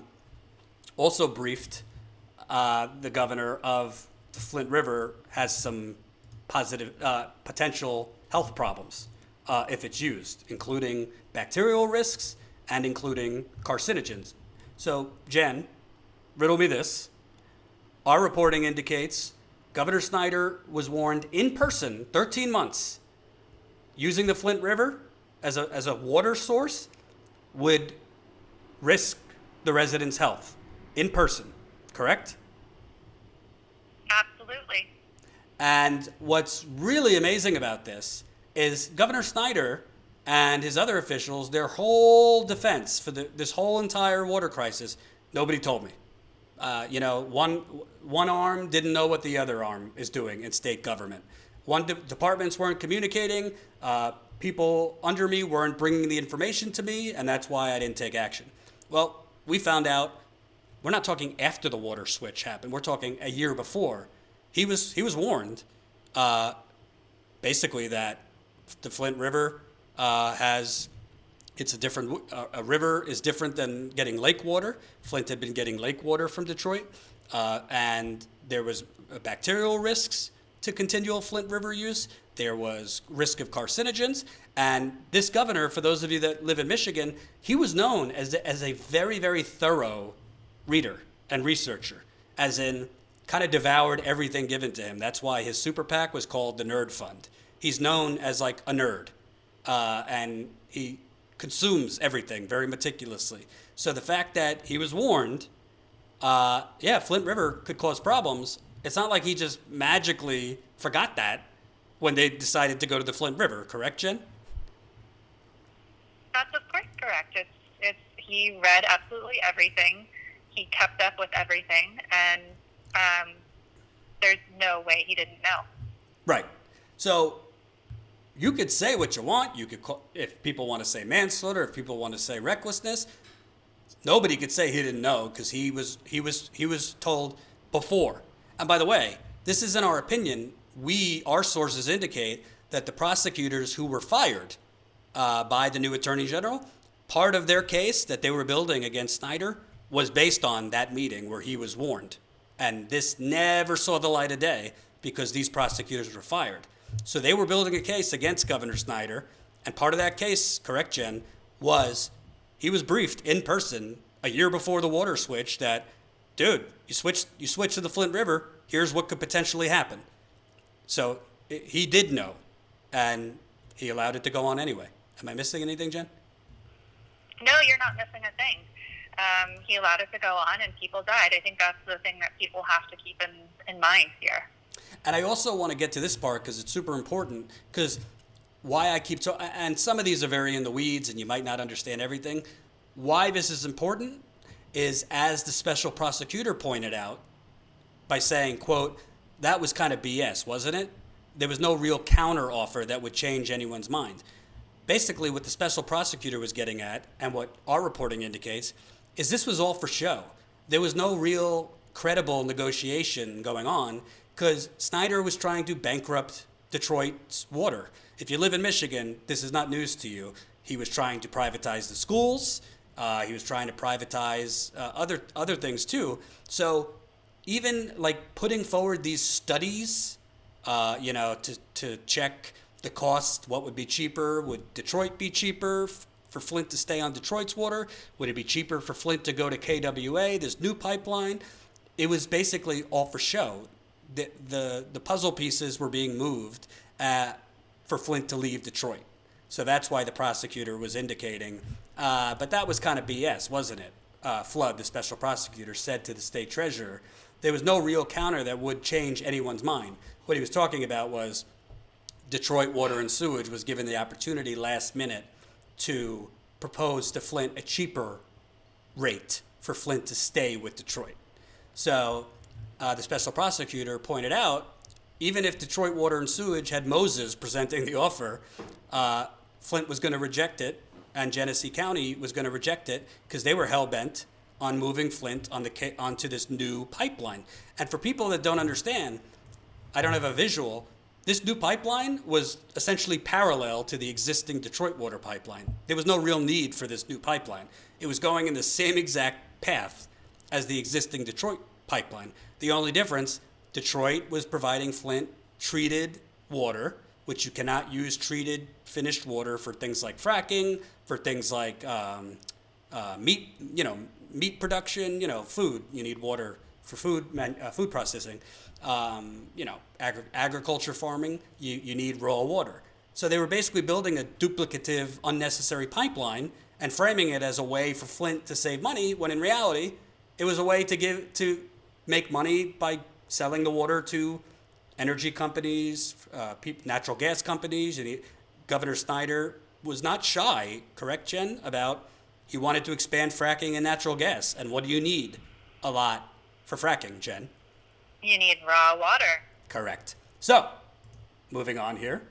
Dylan, the state treasurer, who previously revealed that he was lobbied heavily by KWA CEO Jeff Wright to approve Flint joining the KWA, in the investigative interview that we obtained that nobody else has, he actually admitted to the special prosecutor that he shared the special prosecutor's suspicion over whether the cake was already baked for Flint to leave Detroit and the negotiating process was illegitimate. Quote, that's why I followed up with Dan, the director of the state environmental department, after to make certain that the last best offer was rejected by Flint in good faith, because that was the condition for them to be able to join the KWA. Despite Detroit Water's cheaper offer to Flint, the city rejected it, and Dylan signed off on Flint switching to the KWA pipeline, which Snyder shockingly supported. Again, he wanted to bankrupt Detroit Water and Sewage. On his KWA decision, Dylan told Vice, meaning Jen and I, that's the fun of this. Like, we do all the work, and it's called Vice, but we wanted a larger outlet to get this out. So whatever, we appreciate Vice doing it, but really this was Jen and I. So, am I wrong, Jen? You're not wrong. It's just how it's done. Like, I know I saw people asking about this in the chat as well. Like, why doesn't it say you guys? It's just how it's done. It's okay. It's okay. We're not salty. We made the decision to wait on a larger outlet, and in our members call tomorrow, we're going to explain why we don't want to do that again and how you could help us not do that again. So, Dylan told us I was against Flint taking any financial risk on the project. So Wright, again, the KWA CEO, Jeff Wright, and keep those super chats coming, baby. We really appreciate it. Thank you, Andy P. $20. Thank you for your important work, Status Coup. We need to expose these frauds to get justice for Flint. Couldn't agree more. Could not agree more. And we hope more people will sign up as members. We are currently 13 members. Oh, excuse me, I'm wrong. We are currently 11 members away, 11 Status Coup members away from 1900. Welcome to the party, Cynthia. Welcome, Nick. Welcome, Josefa. I hope I'm pronouncing that right. So we are now at 1,889. So 11 members away. Colin, if you're watching, if you could send me an updated member graphic, I would owe you. 1,889 members away. Excuse me, 1,889. So that's 11 members from 1900. So let's keep going. I hope people are liking this. Let me know in the super chat. Sorry to do a book report for you, but I'm trying to. This is old-fashioned. You don't see investigative work like this often. So Wright, who was, again, this guy, Jeff Wright, former FBI informant, so, he's salt of the earth here. He's both the elected drain commissioner of Genesee County, which Flint is part of, and the CEO of KWA. So there's obviously no conflict of interest here. Wright and the engineering firms that receive pipeline contracts seem to have personally benefited from the KWA pipeline deal. An analysis of his 2016 drain commissioner campaign by the ACLU of Michigan. Jen, could you write that down? We should send the story to ACLU Michigan. Found that 70% of his donations came from political action committees and employees of companies doing business directly with the KWA. So basically, build the pipeline, give the contracts to contractors that will, give you money. This happens all over America, in your towns, in your cities. Politicians handing out contracts. The bidding process is not competitive. They hand out contracts and they get campaign donations from those contractors. Not unique to Flint, but very corrupt. And despite Wright's claims of KWA construction contracts being above board, documents obtained by Vice reveal former prosecutors proposed investigating the KWA, including its construction contracts and the pipeline's land purchases. These prosecutors viewed the KWA investigation as an overall priority that could lead to criminal charges. That is very important, okay? So put in your mind, KWA pipeline, criminal charges, okay? 3 months after Dillon signed off on Flint's switch to the KWA pipeline, Emergency Manager Ed Kurtz authorized using the Flint River as the city's temporary water source for approximately 2 years until KWA pipeline construction was completed. So this is why KWA is relevant in this story. The only reason that Flint was ever switched to the Flint River was for temporarily while this new pipeline was being built. Despite this, Kurtz told congressional investigators he never made a decision to use the Flint River water. He also said his role was strictly finance and did not include ensuring safe drinking water. How's that, Jen? You're the unelected emergency manager put in by a Republican governor. You decide. By the way, let's not pretend that this guy was making these decisions without the governor who appointed him having. Oh, for sure not. Yeah. So Rick Snyder was involved in all of these decisions. The governor of Michigan appointed, but this guy, Ed Kurtz, who, by the way, I was kind of surprised. I was expecting more lawsuit threats. His lawyers threatened to sue us for this story. So we'll see what happens. How's that? That you make the decision to move 100,000 people onto the Flint River, and then you tell Congress behind closed doors, because this was in public, oh, my job wasn't to ensure safe drinking water. Well, nobody wants to take responsibility. It was clearly within his role. It's shameful. It's absolutely shameful. And you will start to see a pattern with that. People just saying, oh, no, I had nothing to do with it. That wasn't my job. Right. So 8 days. So now we're moving to the actual water switch. And some of this has been reported. Some of this hasn't. 8 days before the 2014 water switch, Mike Glasgow, who was basically running Flint's water plant, wrote to the state environmental officials, if water is distributed from this plant in the next couple of weeks, it will be against my direction. He added that managers, quote, seem to have their own agenda. Remember, this was all systems a go. We got to get Flint off of Detroit. Governor Snyder wanted to bankrupt Detroit.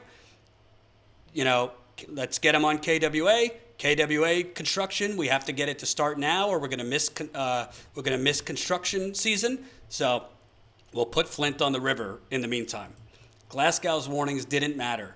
The switch was made on April 25th, 2014. Proper corrosion control chemicals weren't added into the Flint River supply at the time of the switch, a step that could have prevented lead in the aging pipes from dislodging into the water traveling into people's homes. What's more, this is mind-boggling. What's more, even if they did want to add the proper chemicals. Remember that a report in 2011 said that the Flint water plant needed like over $60 million in upgrades to be operational? Well, those $60 million did not come by the time they switched the water. Flint didn't even have the proper equipment. They didn't even have the proper equipment to add the proper chemicals to the water. You think they would have made the upgrades if it was a upper middle class white city switching to a river? What do you think, Jen? Of course they would have. Everything would have been double checked. The equipment would have been there immediately. Everything would have been above board and ready to go. But because it's a poor black city, they didn't care enough to do it.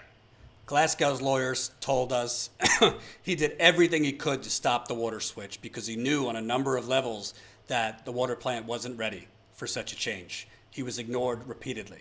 So I'm gonna move around here a little bit. Bush, who's the environmental department supervisor who had warned Snyder a year before the water switch about the bacterial risks if the Flint River was used, he prepared Snyder another memo, this time in October 2014. So this is 6 months after the water switch. This memo was sent to Snyder, Snyder's chief of staff, Dennis Muchmore, other top advisors to Snyder, and the state environmental department director, Dan Wyant. It listed all the possible causes for Flint's water problems, because at that time, it was known in Snyder's administration there's problems with Flint's River. There's 6 months had passed since the water switch. You got residents complaining of rashes, hair loss, nosebleeds, especially in children, rashes and things like that. So in this document, the environmental supervisor listed a waterborne disease outbreak. Didn't say Legionella, but Legionella is the top water disease in America and the deadliest. So it listed a waterborne outbreak as the potential reason cause of Flint's boil water advisories. So this is all connected here. Remember, the memo in 2013, a year before the water switch, Snyder was warned a year before the water switch of a bacterial risk of using the Flint River, a microbial risk of using the Flint River. Then, 6 months after the water switch, waterborne disease is listed as the possible source of Flint's water problems. Again, Governor Rick Snyder is known as a meticulous reader and researcher. He was warned a year before the water switch, hey, you might have bacterial problems if you use the Flint River for drinking water. 6 months after the water switch, another memo, waterborne disease outbreak. Did he do anything then, Jen? No. You have a way with words. Sorry, I'm talking to someone important on the sidelines here, so sorry for my succinctness. Okay. All right. So, Snyder doesn't do anything. I'm going to skip around here.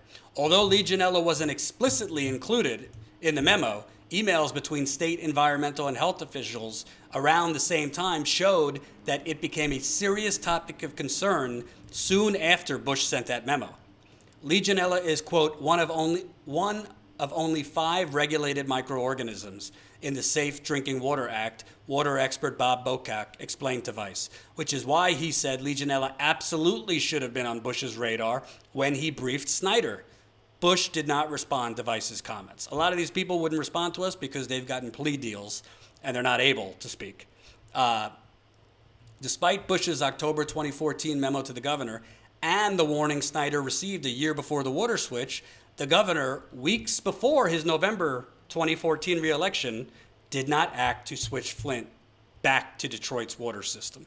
This is super important, Jen, because not only is it several weeks before his reelection when he got this memo, there's other emails flying around between his state environmental department, his state health department about Legionella, but reporting also indicates, in addition to having to win re-election, he was already plotting to run for president in 2016.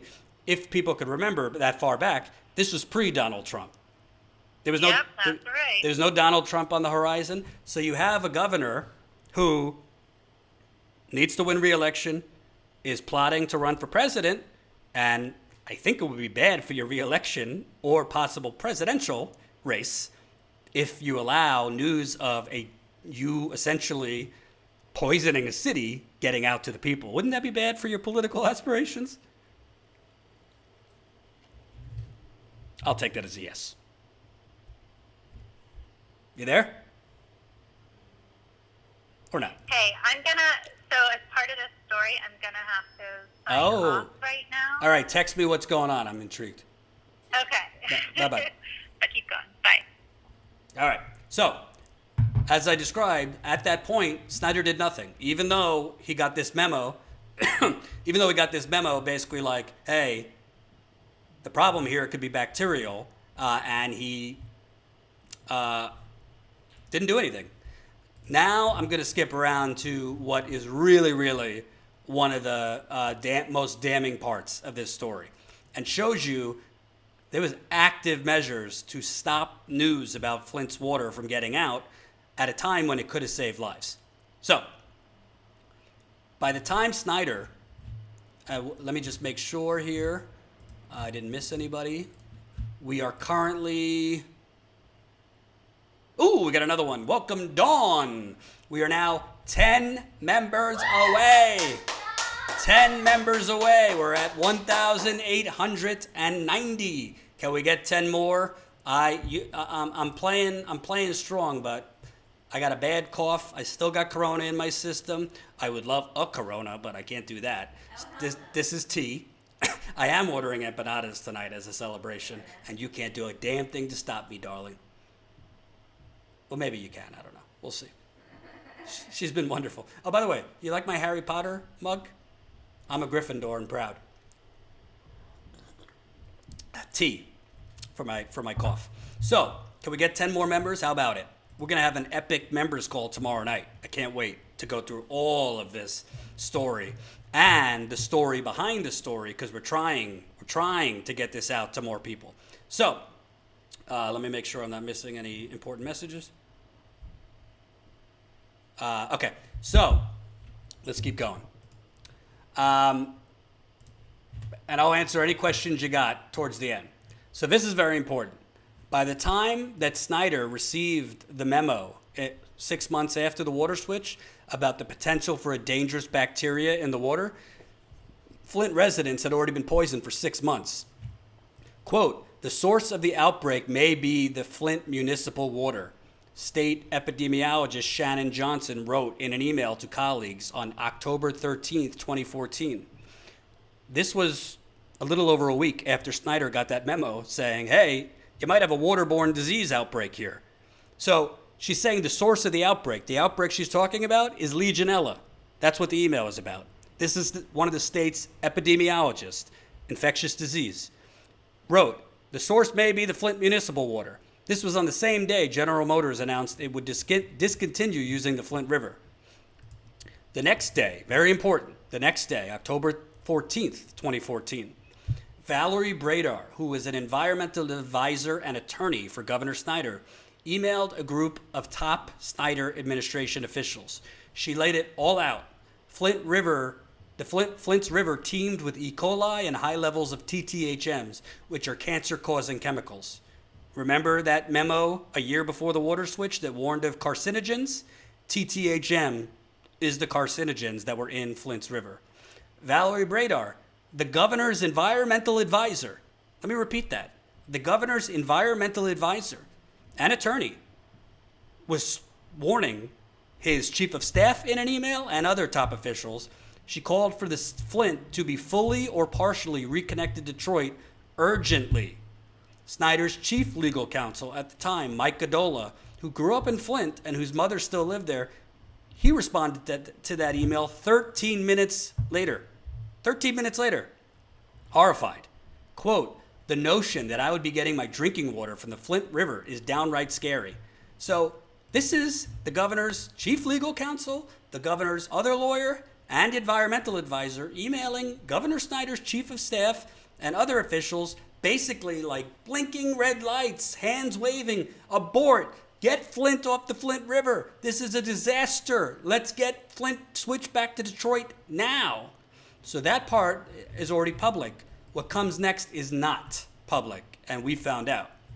So, during the investigative subpoena interview in October 2016, again, we found out that Snyder's chief of staff, his treasurer, his top advisor, they were all secretly brought in and secretly subpoenaed by the special prosecutor. Nobody had known about this. Part of our members video that we shot, that you could go sign up as a member right now and see, part of the members video we found out was us reacting the day we got these transcripts and documents. We literally got secret investigative subpoena interviews that are highly confidential.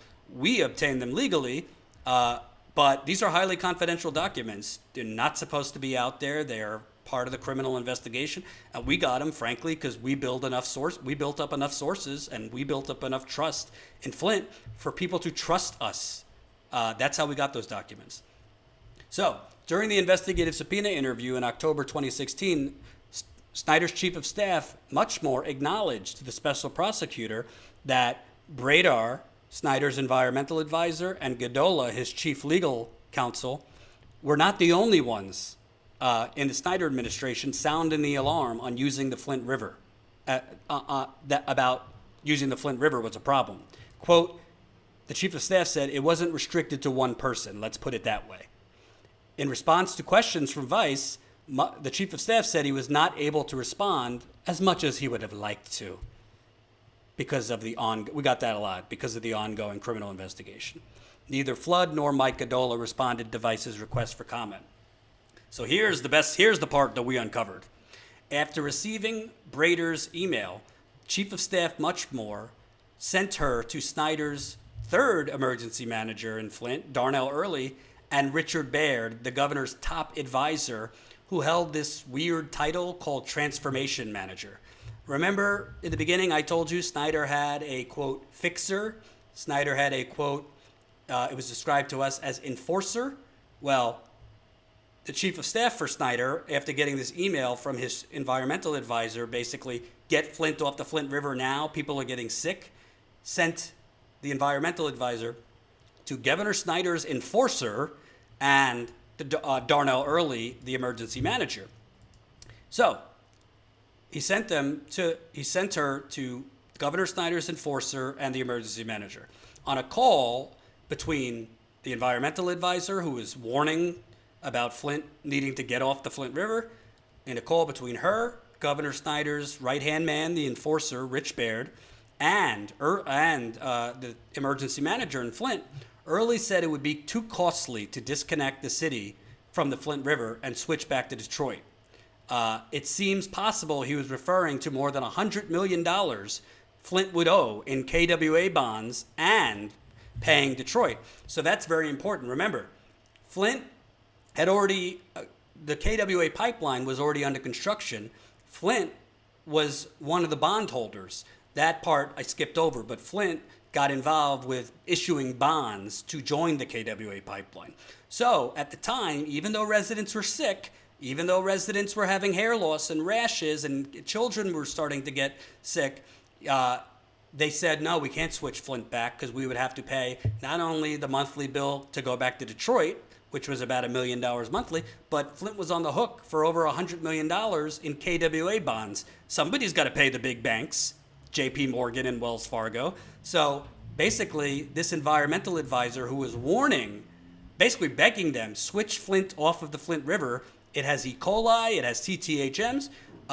She was told, no, it costs too much because they'd be on the hook. Flint would have to pay for Detroit water and pay their responsibility for the KWA pipeline bonds. What we found out, though, after, when Flood asked about the call during their investigative subpoena interview, Baird said he wasn't really involved and was, quote, checked out and multitasking. Well, we found out that was not true. Baird was involved in the call. A source familiar with the criminal investigation revealed that beyond her public testimony, Valerie Bradar was Governor Snyder's environmental advisor and Governor Snyder's attorney, Valerie Bradar. When when she complained via email, she was pushed over to the governor's enforcer and the emergency manager in Flint. We found out that in addition to her public testimony, because Valerie Bradar was brought in for a public testimony as part of the Flint water criminal investigation, she was also brought in for one of these confidential investigative subpoenas. That has never been reported. We're breaking that. She was brought in for a confidential investigative subpoena, and in that investigative subpoena, she broke down crying, and she explained that Richard Baird, Governor Snyder's right-hand man, he was involved in the call, even though he told the special prosecutor, I was checked out, I was doing multiple things, I wasn't really involved. Not only was he involved, he was making demands, and after the call, he threatened her. He basically told her, don't ever send another fucking email like that again. Meaning, the Flint River warning that she sent to the chief of staff and other officials in Snyder administration, Governor Snyder's right-hand man, his top advisor, who he described himself as Governor Snyder's best friend, told her, don't ever send another fucking email like that again, and basically threatened her to stay silent. So here you have 6 months after the water switch, you have a whistleblower in Snyder's administration, his own environmental advisor, and an attorney to Snyder, basically saying people are going to die here. People are getting sick already. We need to switch off. Snyder's basically lieutenant shut her up. We reached out to her multiple times. She would not talk, citing the criminal investigation. That is a major, major point. Here you have Snyder's top enforcer, basically his fixer, silencing a key whistleblower. And remember, this was 6 months after the water switch. If they would have listened to her, if they would have switched Flint back to Detroit, lives could have been saved. Children would have gotten off that water quicker. There would be less cognitive brain damage. You're talking 6 months versus 18 months. They were on the Flint River for 18 months. Imagine if they would have listened to Valerie Bradar 6 months after the water switch rather than 18 months later. You're talking cognitive functioning would be a lot better for children. You're talking a lot of people's lives would have been saved. You're talking people's kidney damage wouldn't have been as severe. Liver damage. You're talking saving lives. But it was a few weeks before Snyder's re-election. He was already angling to run for president, and they shut her up. Deliberately trying not to leave an email trail. Correct. Let me just read this message.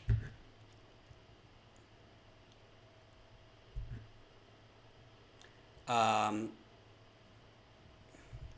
on.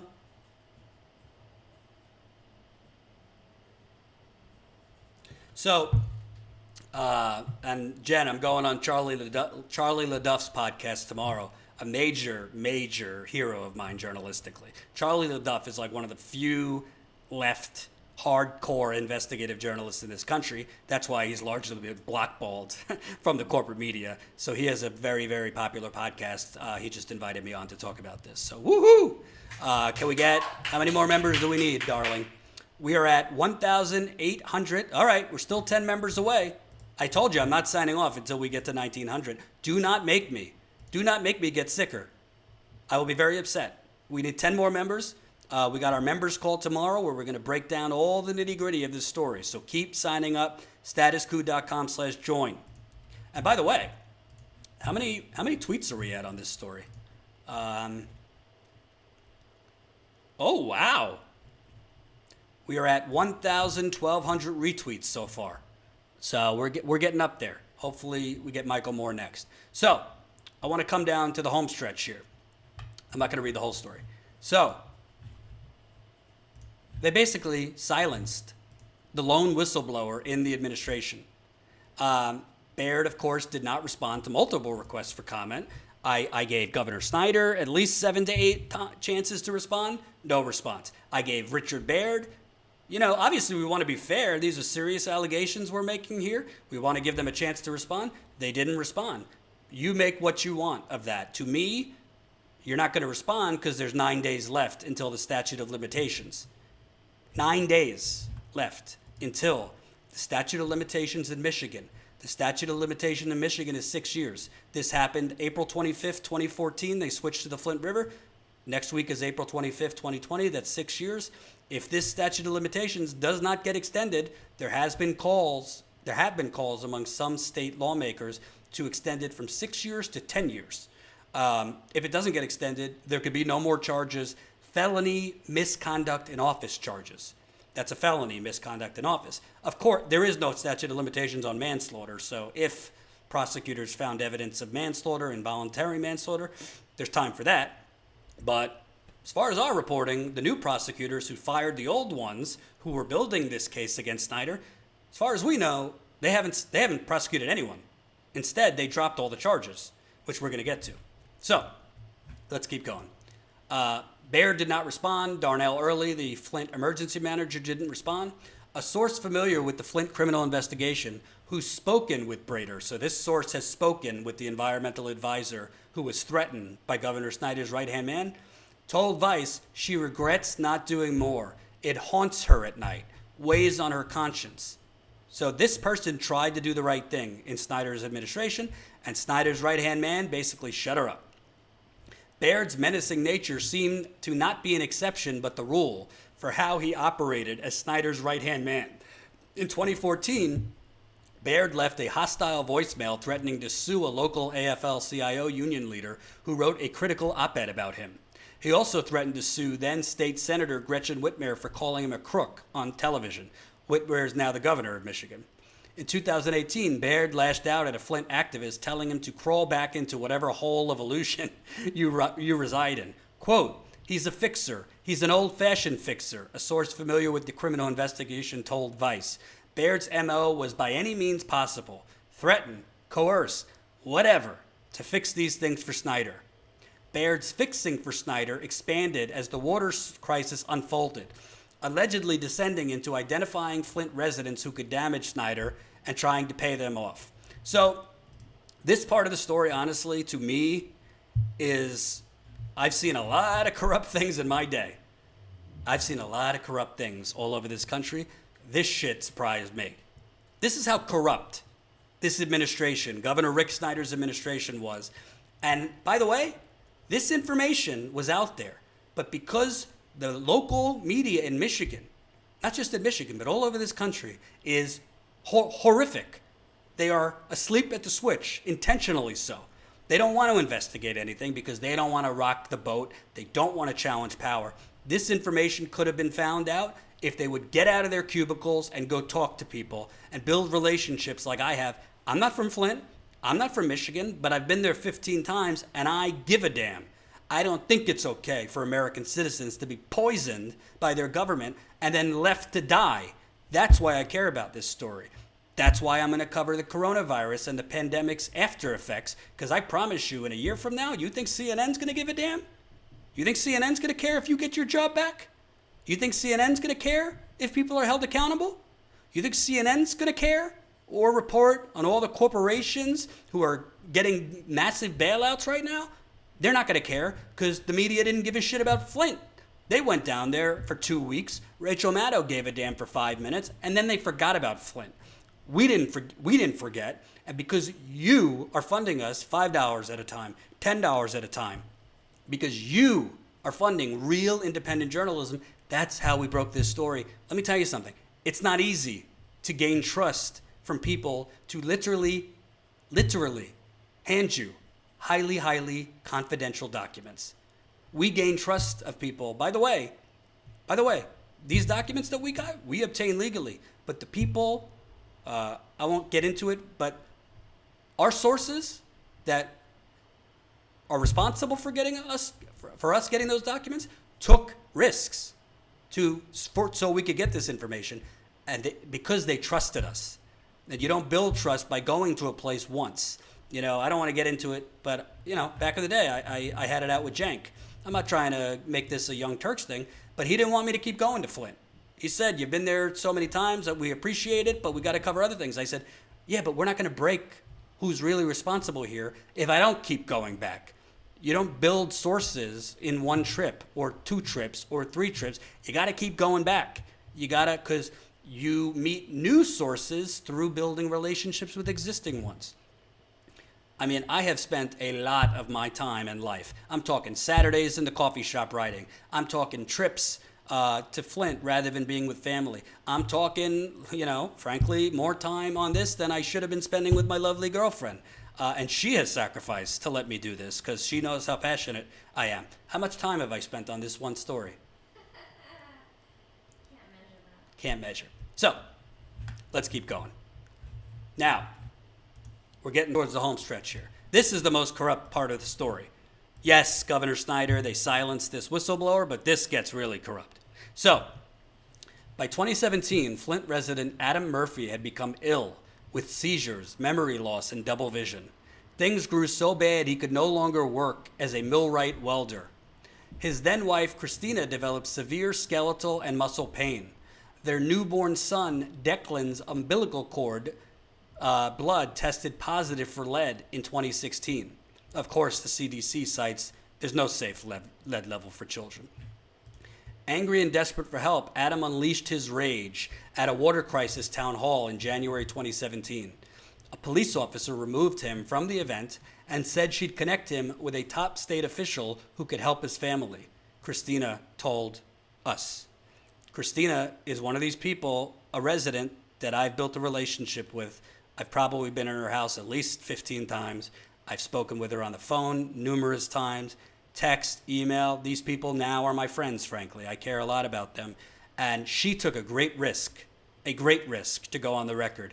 It was not easy for her, and I'll get into that later. So I want to just show you, Adam, I want to show you the moment that he had this outburst at the town hall, so you'll kind of see what led to this part of the story. Adam Murphy, January 2017, Flint Town Hall. Here we go.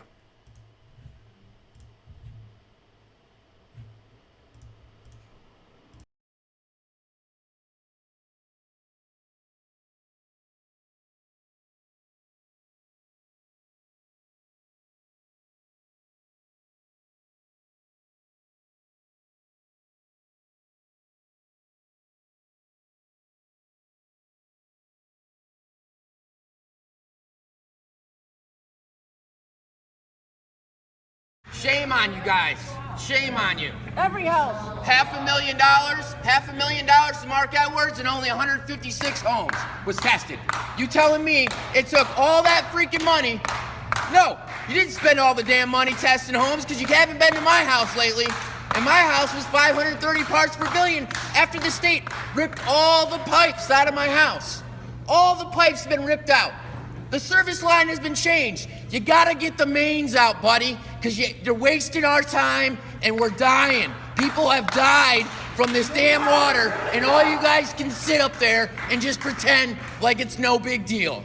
No big deal. Our kids are having tooth decay as you guys sit up there in your prissy ass whatever, spending money that you guys don't even know how to spend because you don't even know what you guys are doing. Y'all look like a joke. Y'all look like a joke, and you should be ashamed of yourself. This is what you're showing our kids, our future. This is what you're showing them, that you guys can just talk however you want to talk, say what you want to say, and everybody's just supposed to believe your crap. They get paid for doing nothing! Yeah, exactly. Nothing but killing us! I lost my job to provide Nobody's been a to way my for house. my kids. Nobody's done shit at my house but kill us! You got a lot of explaining to do. And miss.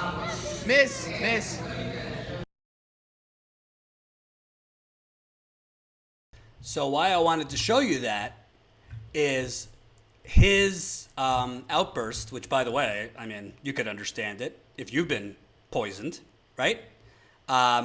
His outburst, oh, you couldn't, could they not hear that?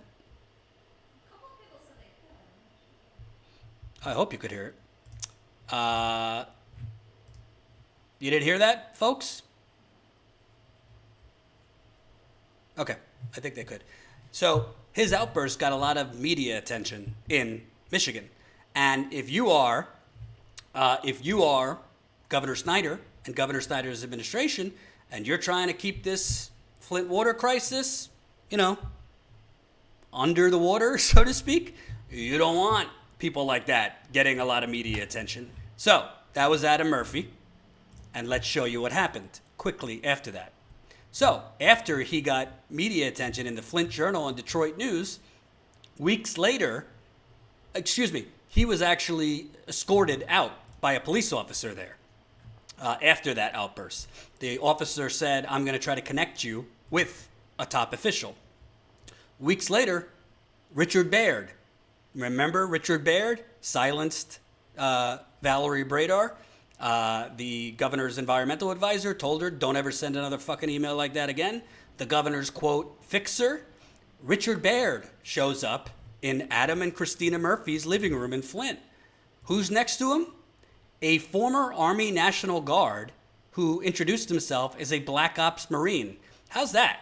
You have the governor's right-hand man, a Black Ops Marine next to him, as a state trooper next to them, and Cheryl Thompson, a official from the health department, right there in your living room.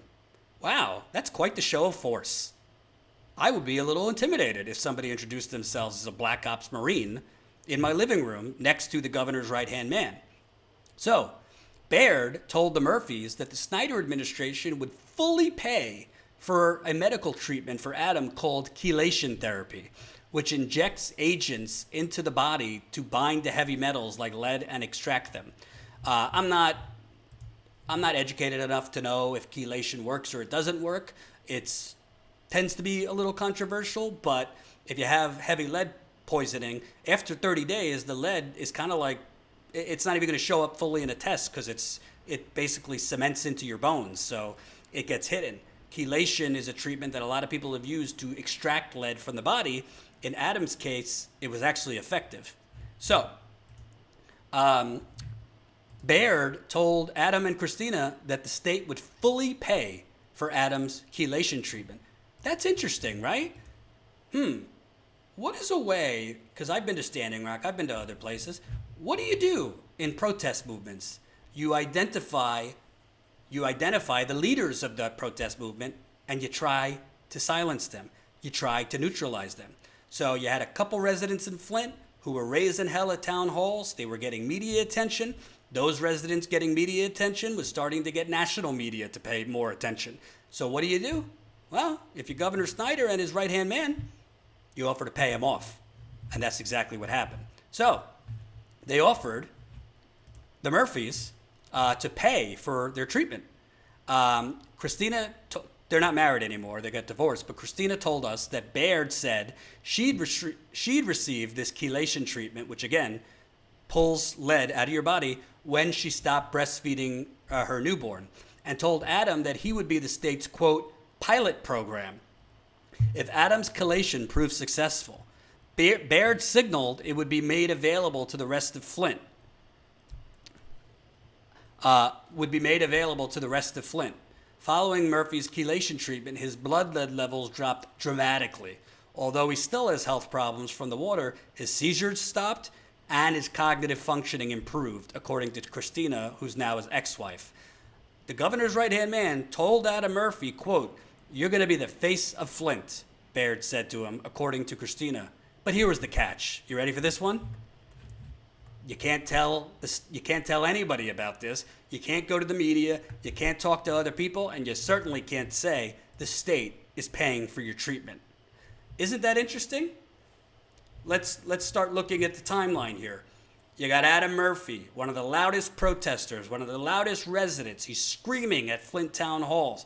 You got Rick Snyder and his administration are trying to keep this under wraps. They're trying to make sure that, that they could paint a rosier picture, that they could paint a picture that the water's getting better.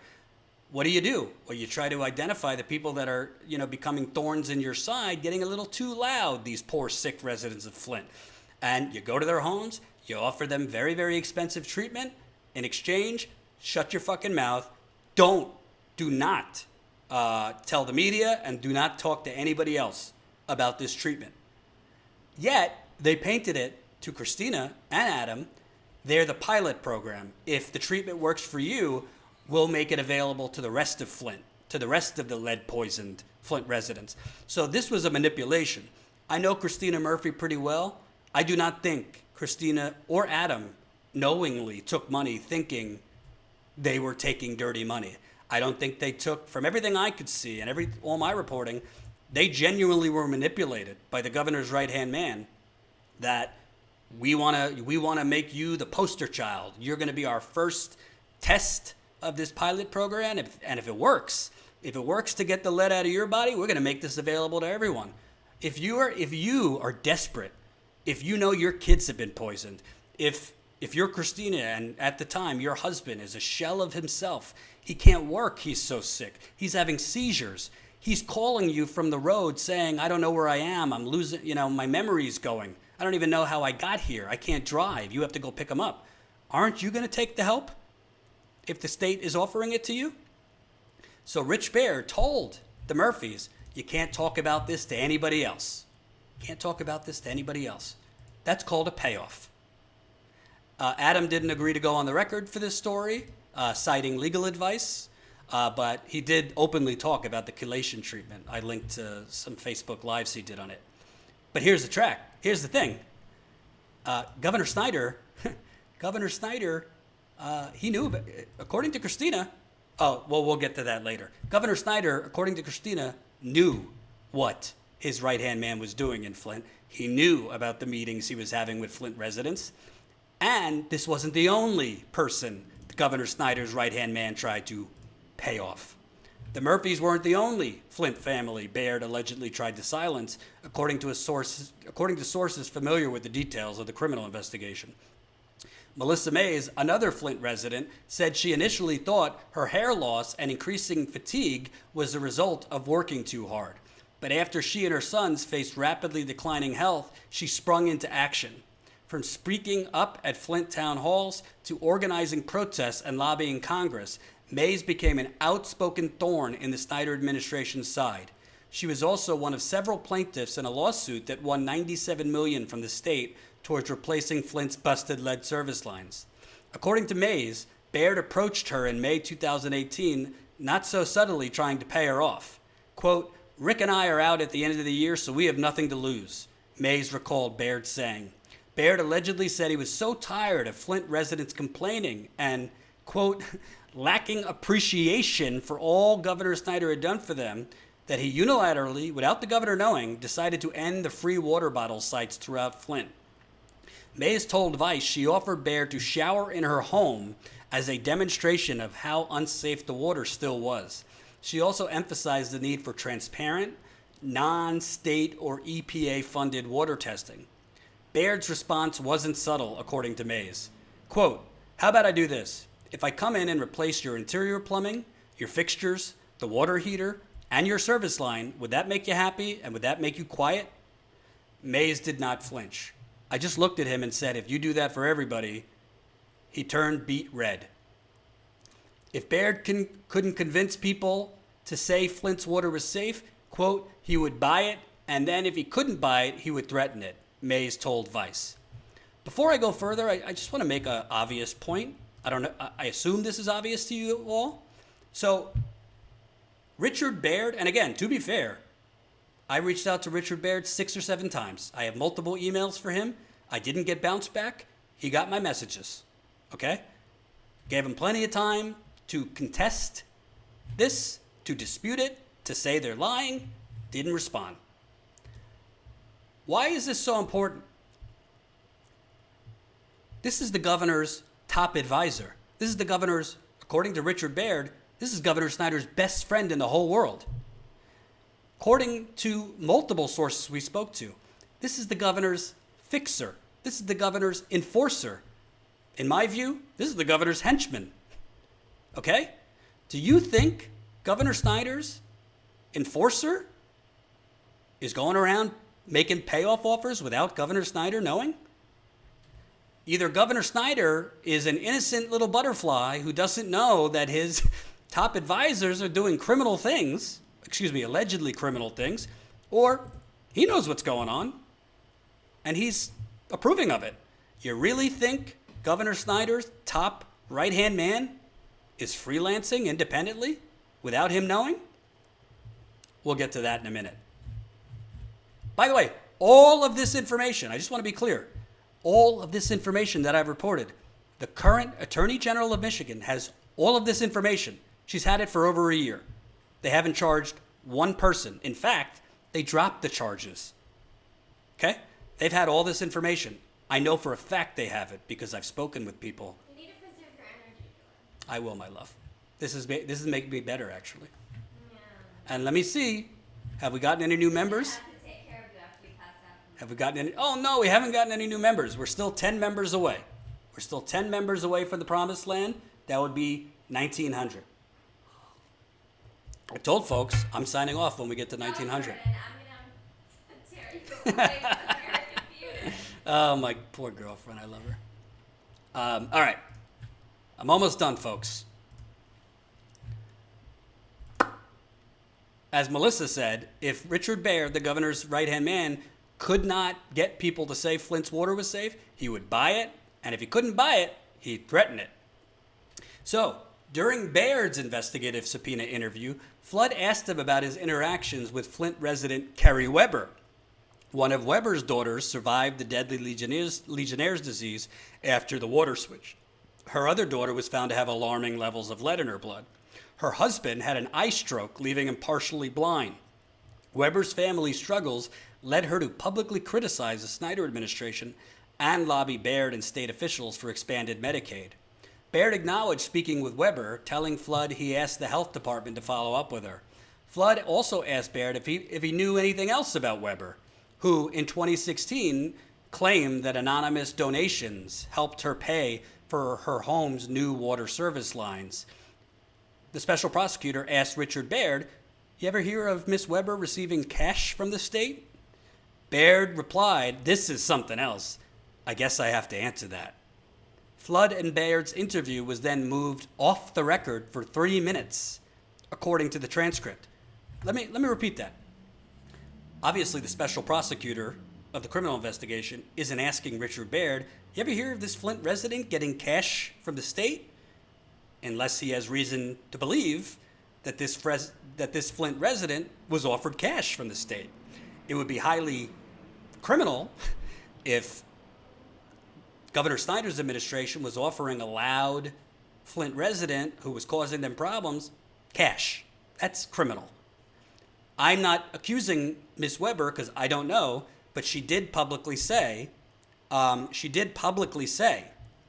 that she got anonymous donations, and that's how she paid for new water service lines. New water service lines for your home is thousands of dollars. She says she got anonymous donations to pay for those. Okay, I don't know if that's true or not. That's what she claims. I can't prove otherwise.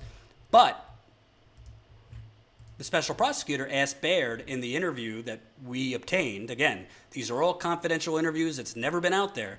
He replied, "I guess I have to answer that." Then the conversation goes off the record. So I don't know what happened off the record, but Baird's saying, "I guess I have to answer that." Then the conversation moves off the record. I don't know. Call me a common sense guy here. I think Baird wanted to talk about something or admit something and not have it on the record. I'm not a criminal lawyer, but my understanding is an interview has to be stopped if somebody just admits to a crime. So they did just move off the record. Make whatever inference you want, but he said, "I guess I have to answer that," as far as did she get cash from the state. In 2016, Weber told Michigan Radio that state officials were trying to carve out an individual Medicaid expansion deal for her rather than all of Flint, which she said she rejected. Weber told us, meaning Jen and I told Baird to fuck off, she told Vice via Facebook, saying she accepted nothing from Baird or the state. She also acknowledged she spoke to prosecutors with the Flint water criminal investigation. Baird didn't respond to requests for comment. So you're beginning to get a pattern here with the governor's enforcer? The Murphys, "Hey, we'll pay for your treatment from the state, but you can't talk about it to anybody. You can't talk to the media." Melissa Mays, she's one of the loudest protesters and residents. She was actually featured in that Lifetime movie about Flint. Queen Latifah played a Flint resident. Another actress played Melissa. She has been interviewed by the New York Times, the Washington Post, everybody. She has lobbied Congress and others. Well, Baird basically offered her literally everything but the kitchen sink to get her to be quiet. That's a quote. Will that make you quiet? And then Baird is offering a sick Flint resident who, by the way, whose daughter was 20 and got Legionella. She could have died. Thank God she survived.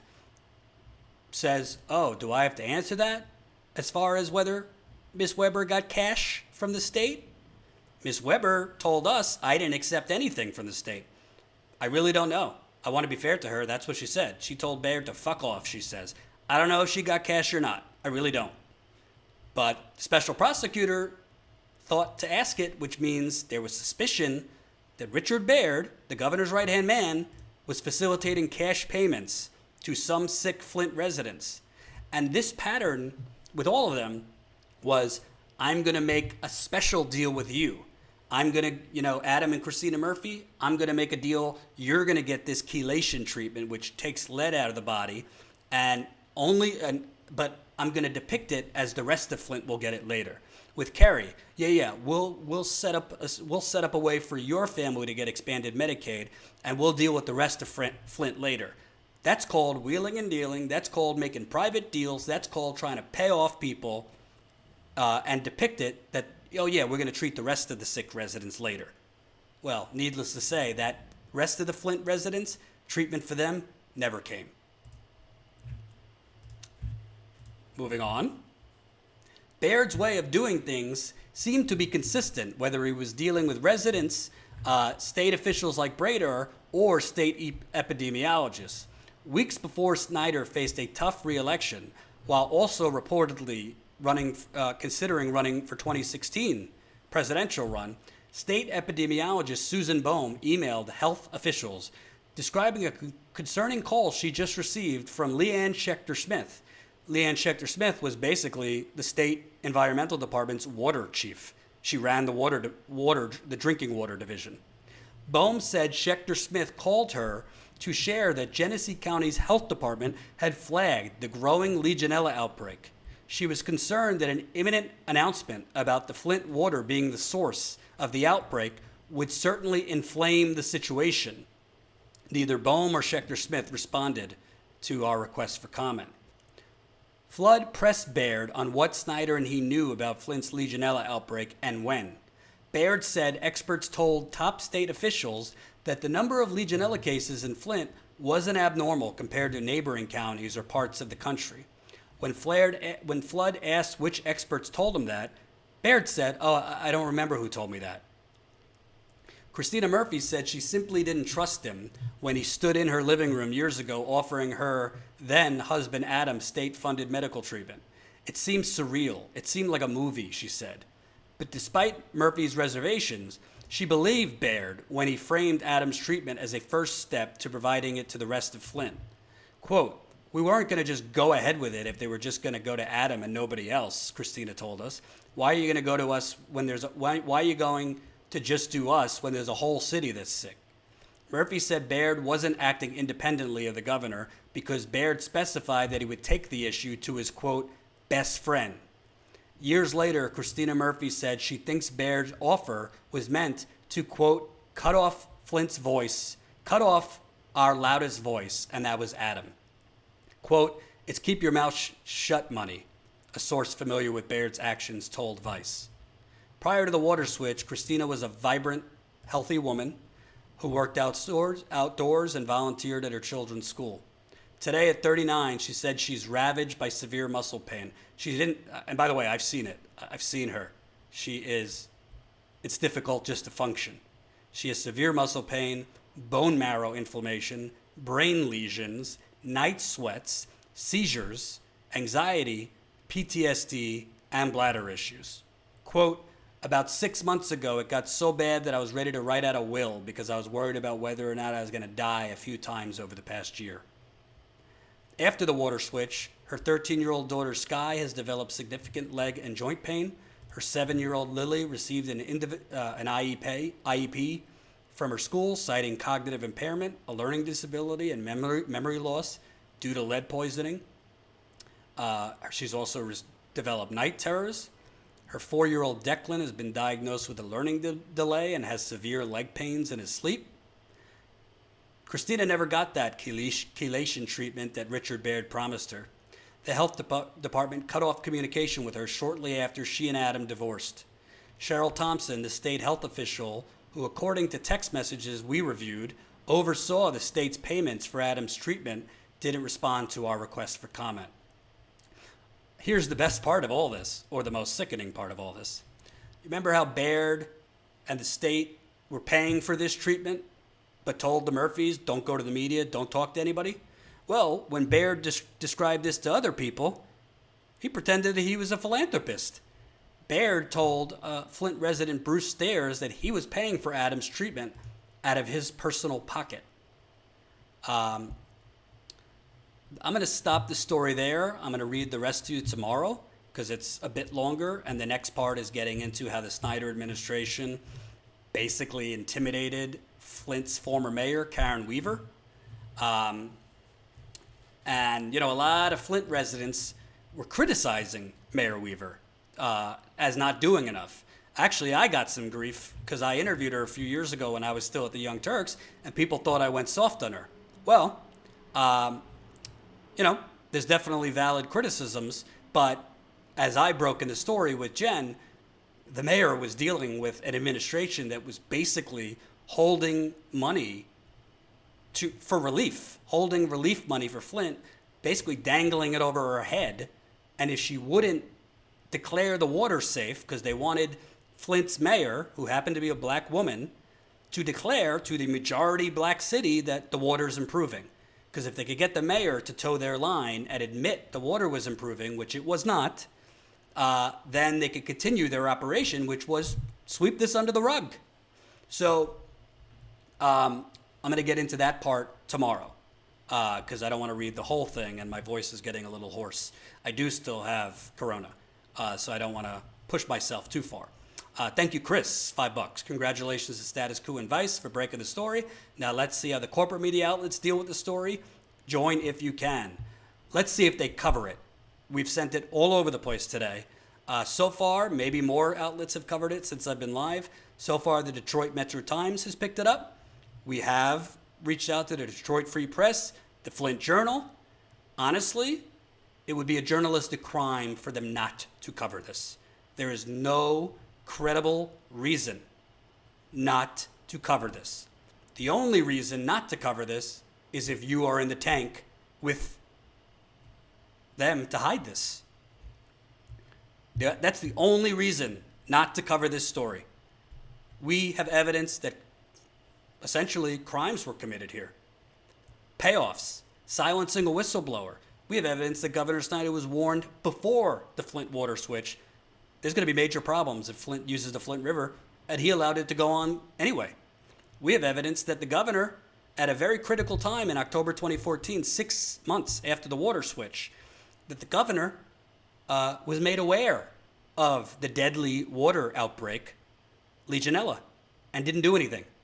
In fact, his lieutenant, his enforcer, shut up a whistleblower, and they did not switch back to Detroit's clean water when they still had the opportunity to, when lives could have been changed. This is a major story. It, frankly, if prosecutors weren't fired, I believe Snyder would have been charged by now. We will see if the current Attorney General, Dana Nessel, there's 9 days left of the statute of limitations. They have 9 days left.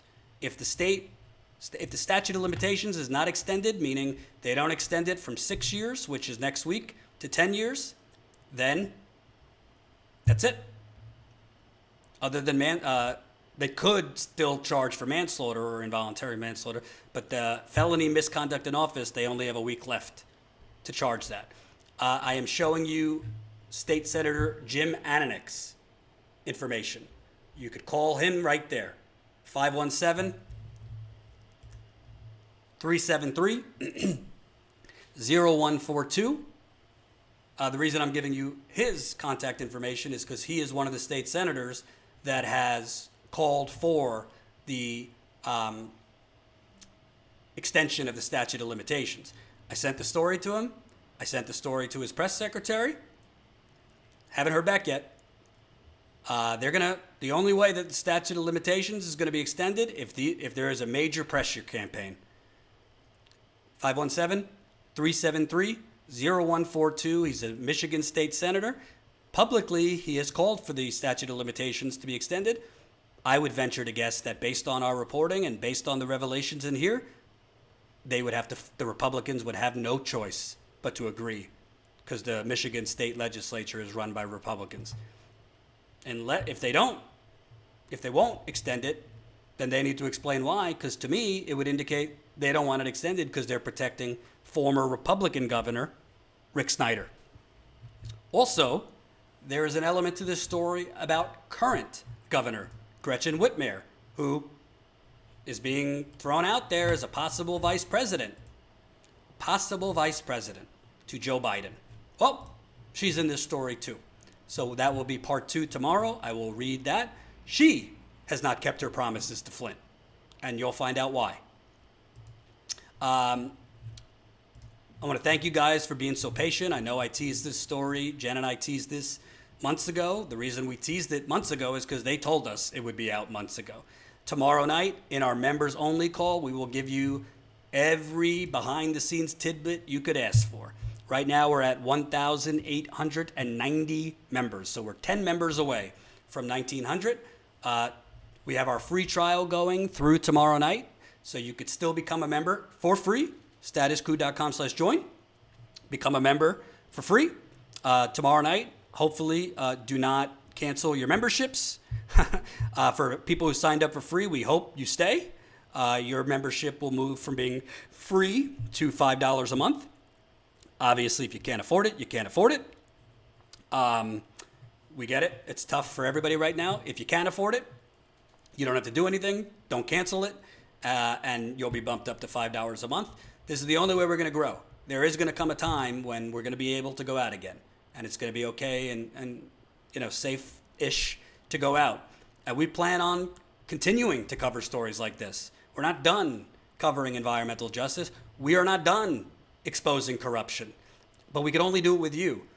I've always told you, the hard part is not finding the corruption. It's out in the open. The government is corrupt. Republicans and Democrats are corrupt, and they are mostly lazy about their corruption because they're not used to media actually looking. So Status Coup, by default, has an advantage because there's not many others actually looking like we are. But we need to grow our funding. We broke this story with no corporate funding. We broke this story because we were able to go back to Flint repeatedly because you're funding us. And hopefully, I can't make promises, hopefully some actual criminal justice comes here. Jen and I are doing everything behind the scenes to try and get bigger influencers to share this story, to try and get media to cover this story. We just broke it today, and we're hoping we'll get the Michael Moores of the world and others to share it. You are the reason we're able to do this investigative reporting. So please sign up if you can, statuscoup.com/join. Our members call is tomorrow night, 7:30 Eastern time. If I'm feeling okay, I'll go live tomorrow to read the rest of the story. Just a quick, brief summary so you know. I'm on day 13 of symptoms. I haven't had fever for at least 5 or 6 days, so no fever. At the highest, my fever was like 101.3, I think, so never got to a crazy fever. The worst thing has been the cough. Usually goes throughout the day. It's a thick cough. I didn't have any breathing problems, thank God. I just feel weak. If you're coughing constantly all day, every day, your body is weak. I also feel weak because I have a virus in my system. So I think the other hard part about Corona, and I don't want to I don't want to complain because I could have had it a lot worse. I'm very lucky.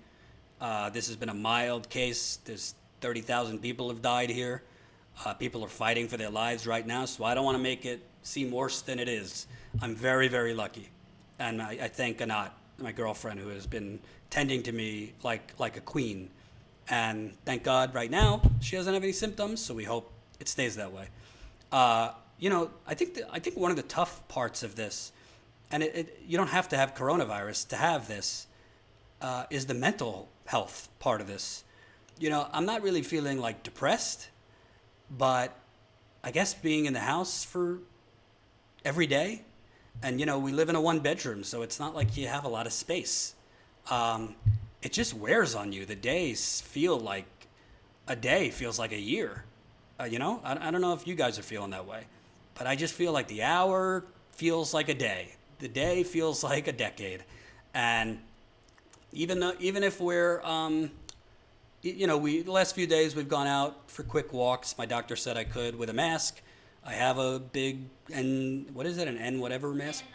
N95 mask. I'm staying away from people, so I'm being very careful. Obviously, I wouldn't want to infect anyone, but the doctor told me if I don't have a fever and symptoms are down, just wear the mask, stay away from people. I've been wearing gloves, but I'll tell you, I've just felt like delirious, and really, like Anat mentioned it to me, like not excited about anything. I guess it's like numb. Yeah, I've been feeling numb, like, I'm excited the story is out, but I just haven't been feeling like myself, where, I'm very driven and I'm a very focused person, but I've just been feeling blah. Like I can't find anything to enjoy on TV. I can't, the day feels frozen. I feel stuck in time. And I think a lot of people have been feeling that. And from what I've read, there is a mental component to coronavirus. It does affect your brain. I don't know how much or how little. So I don't know. That's the best way I could describe it. The mental component to this, it's not as bad as the cough, but there's a mental component here. But hey, I'm lucky compared to a lot of people who have suffered worse. But I will say, even a mild version of corona is not pleasant. And it shows you how powerful this is, because I took every precaution. I mean, when we went out, I wore a mask, I wore gloves, we stayed as far away from people as possible. You could still get this wearing a mask outside. You could still get this even if you're wearing gloves. And I'm not going to get into it now, but our government's response to this, both Trump, both the Republican Party, both the Democratic Party, has been a crime in itself. It's a crime.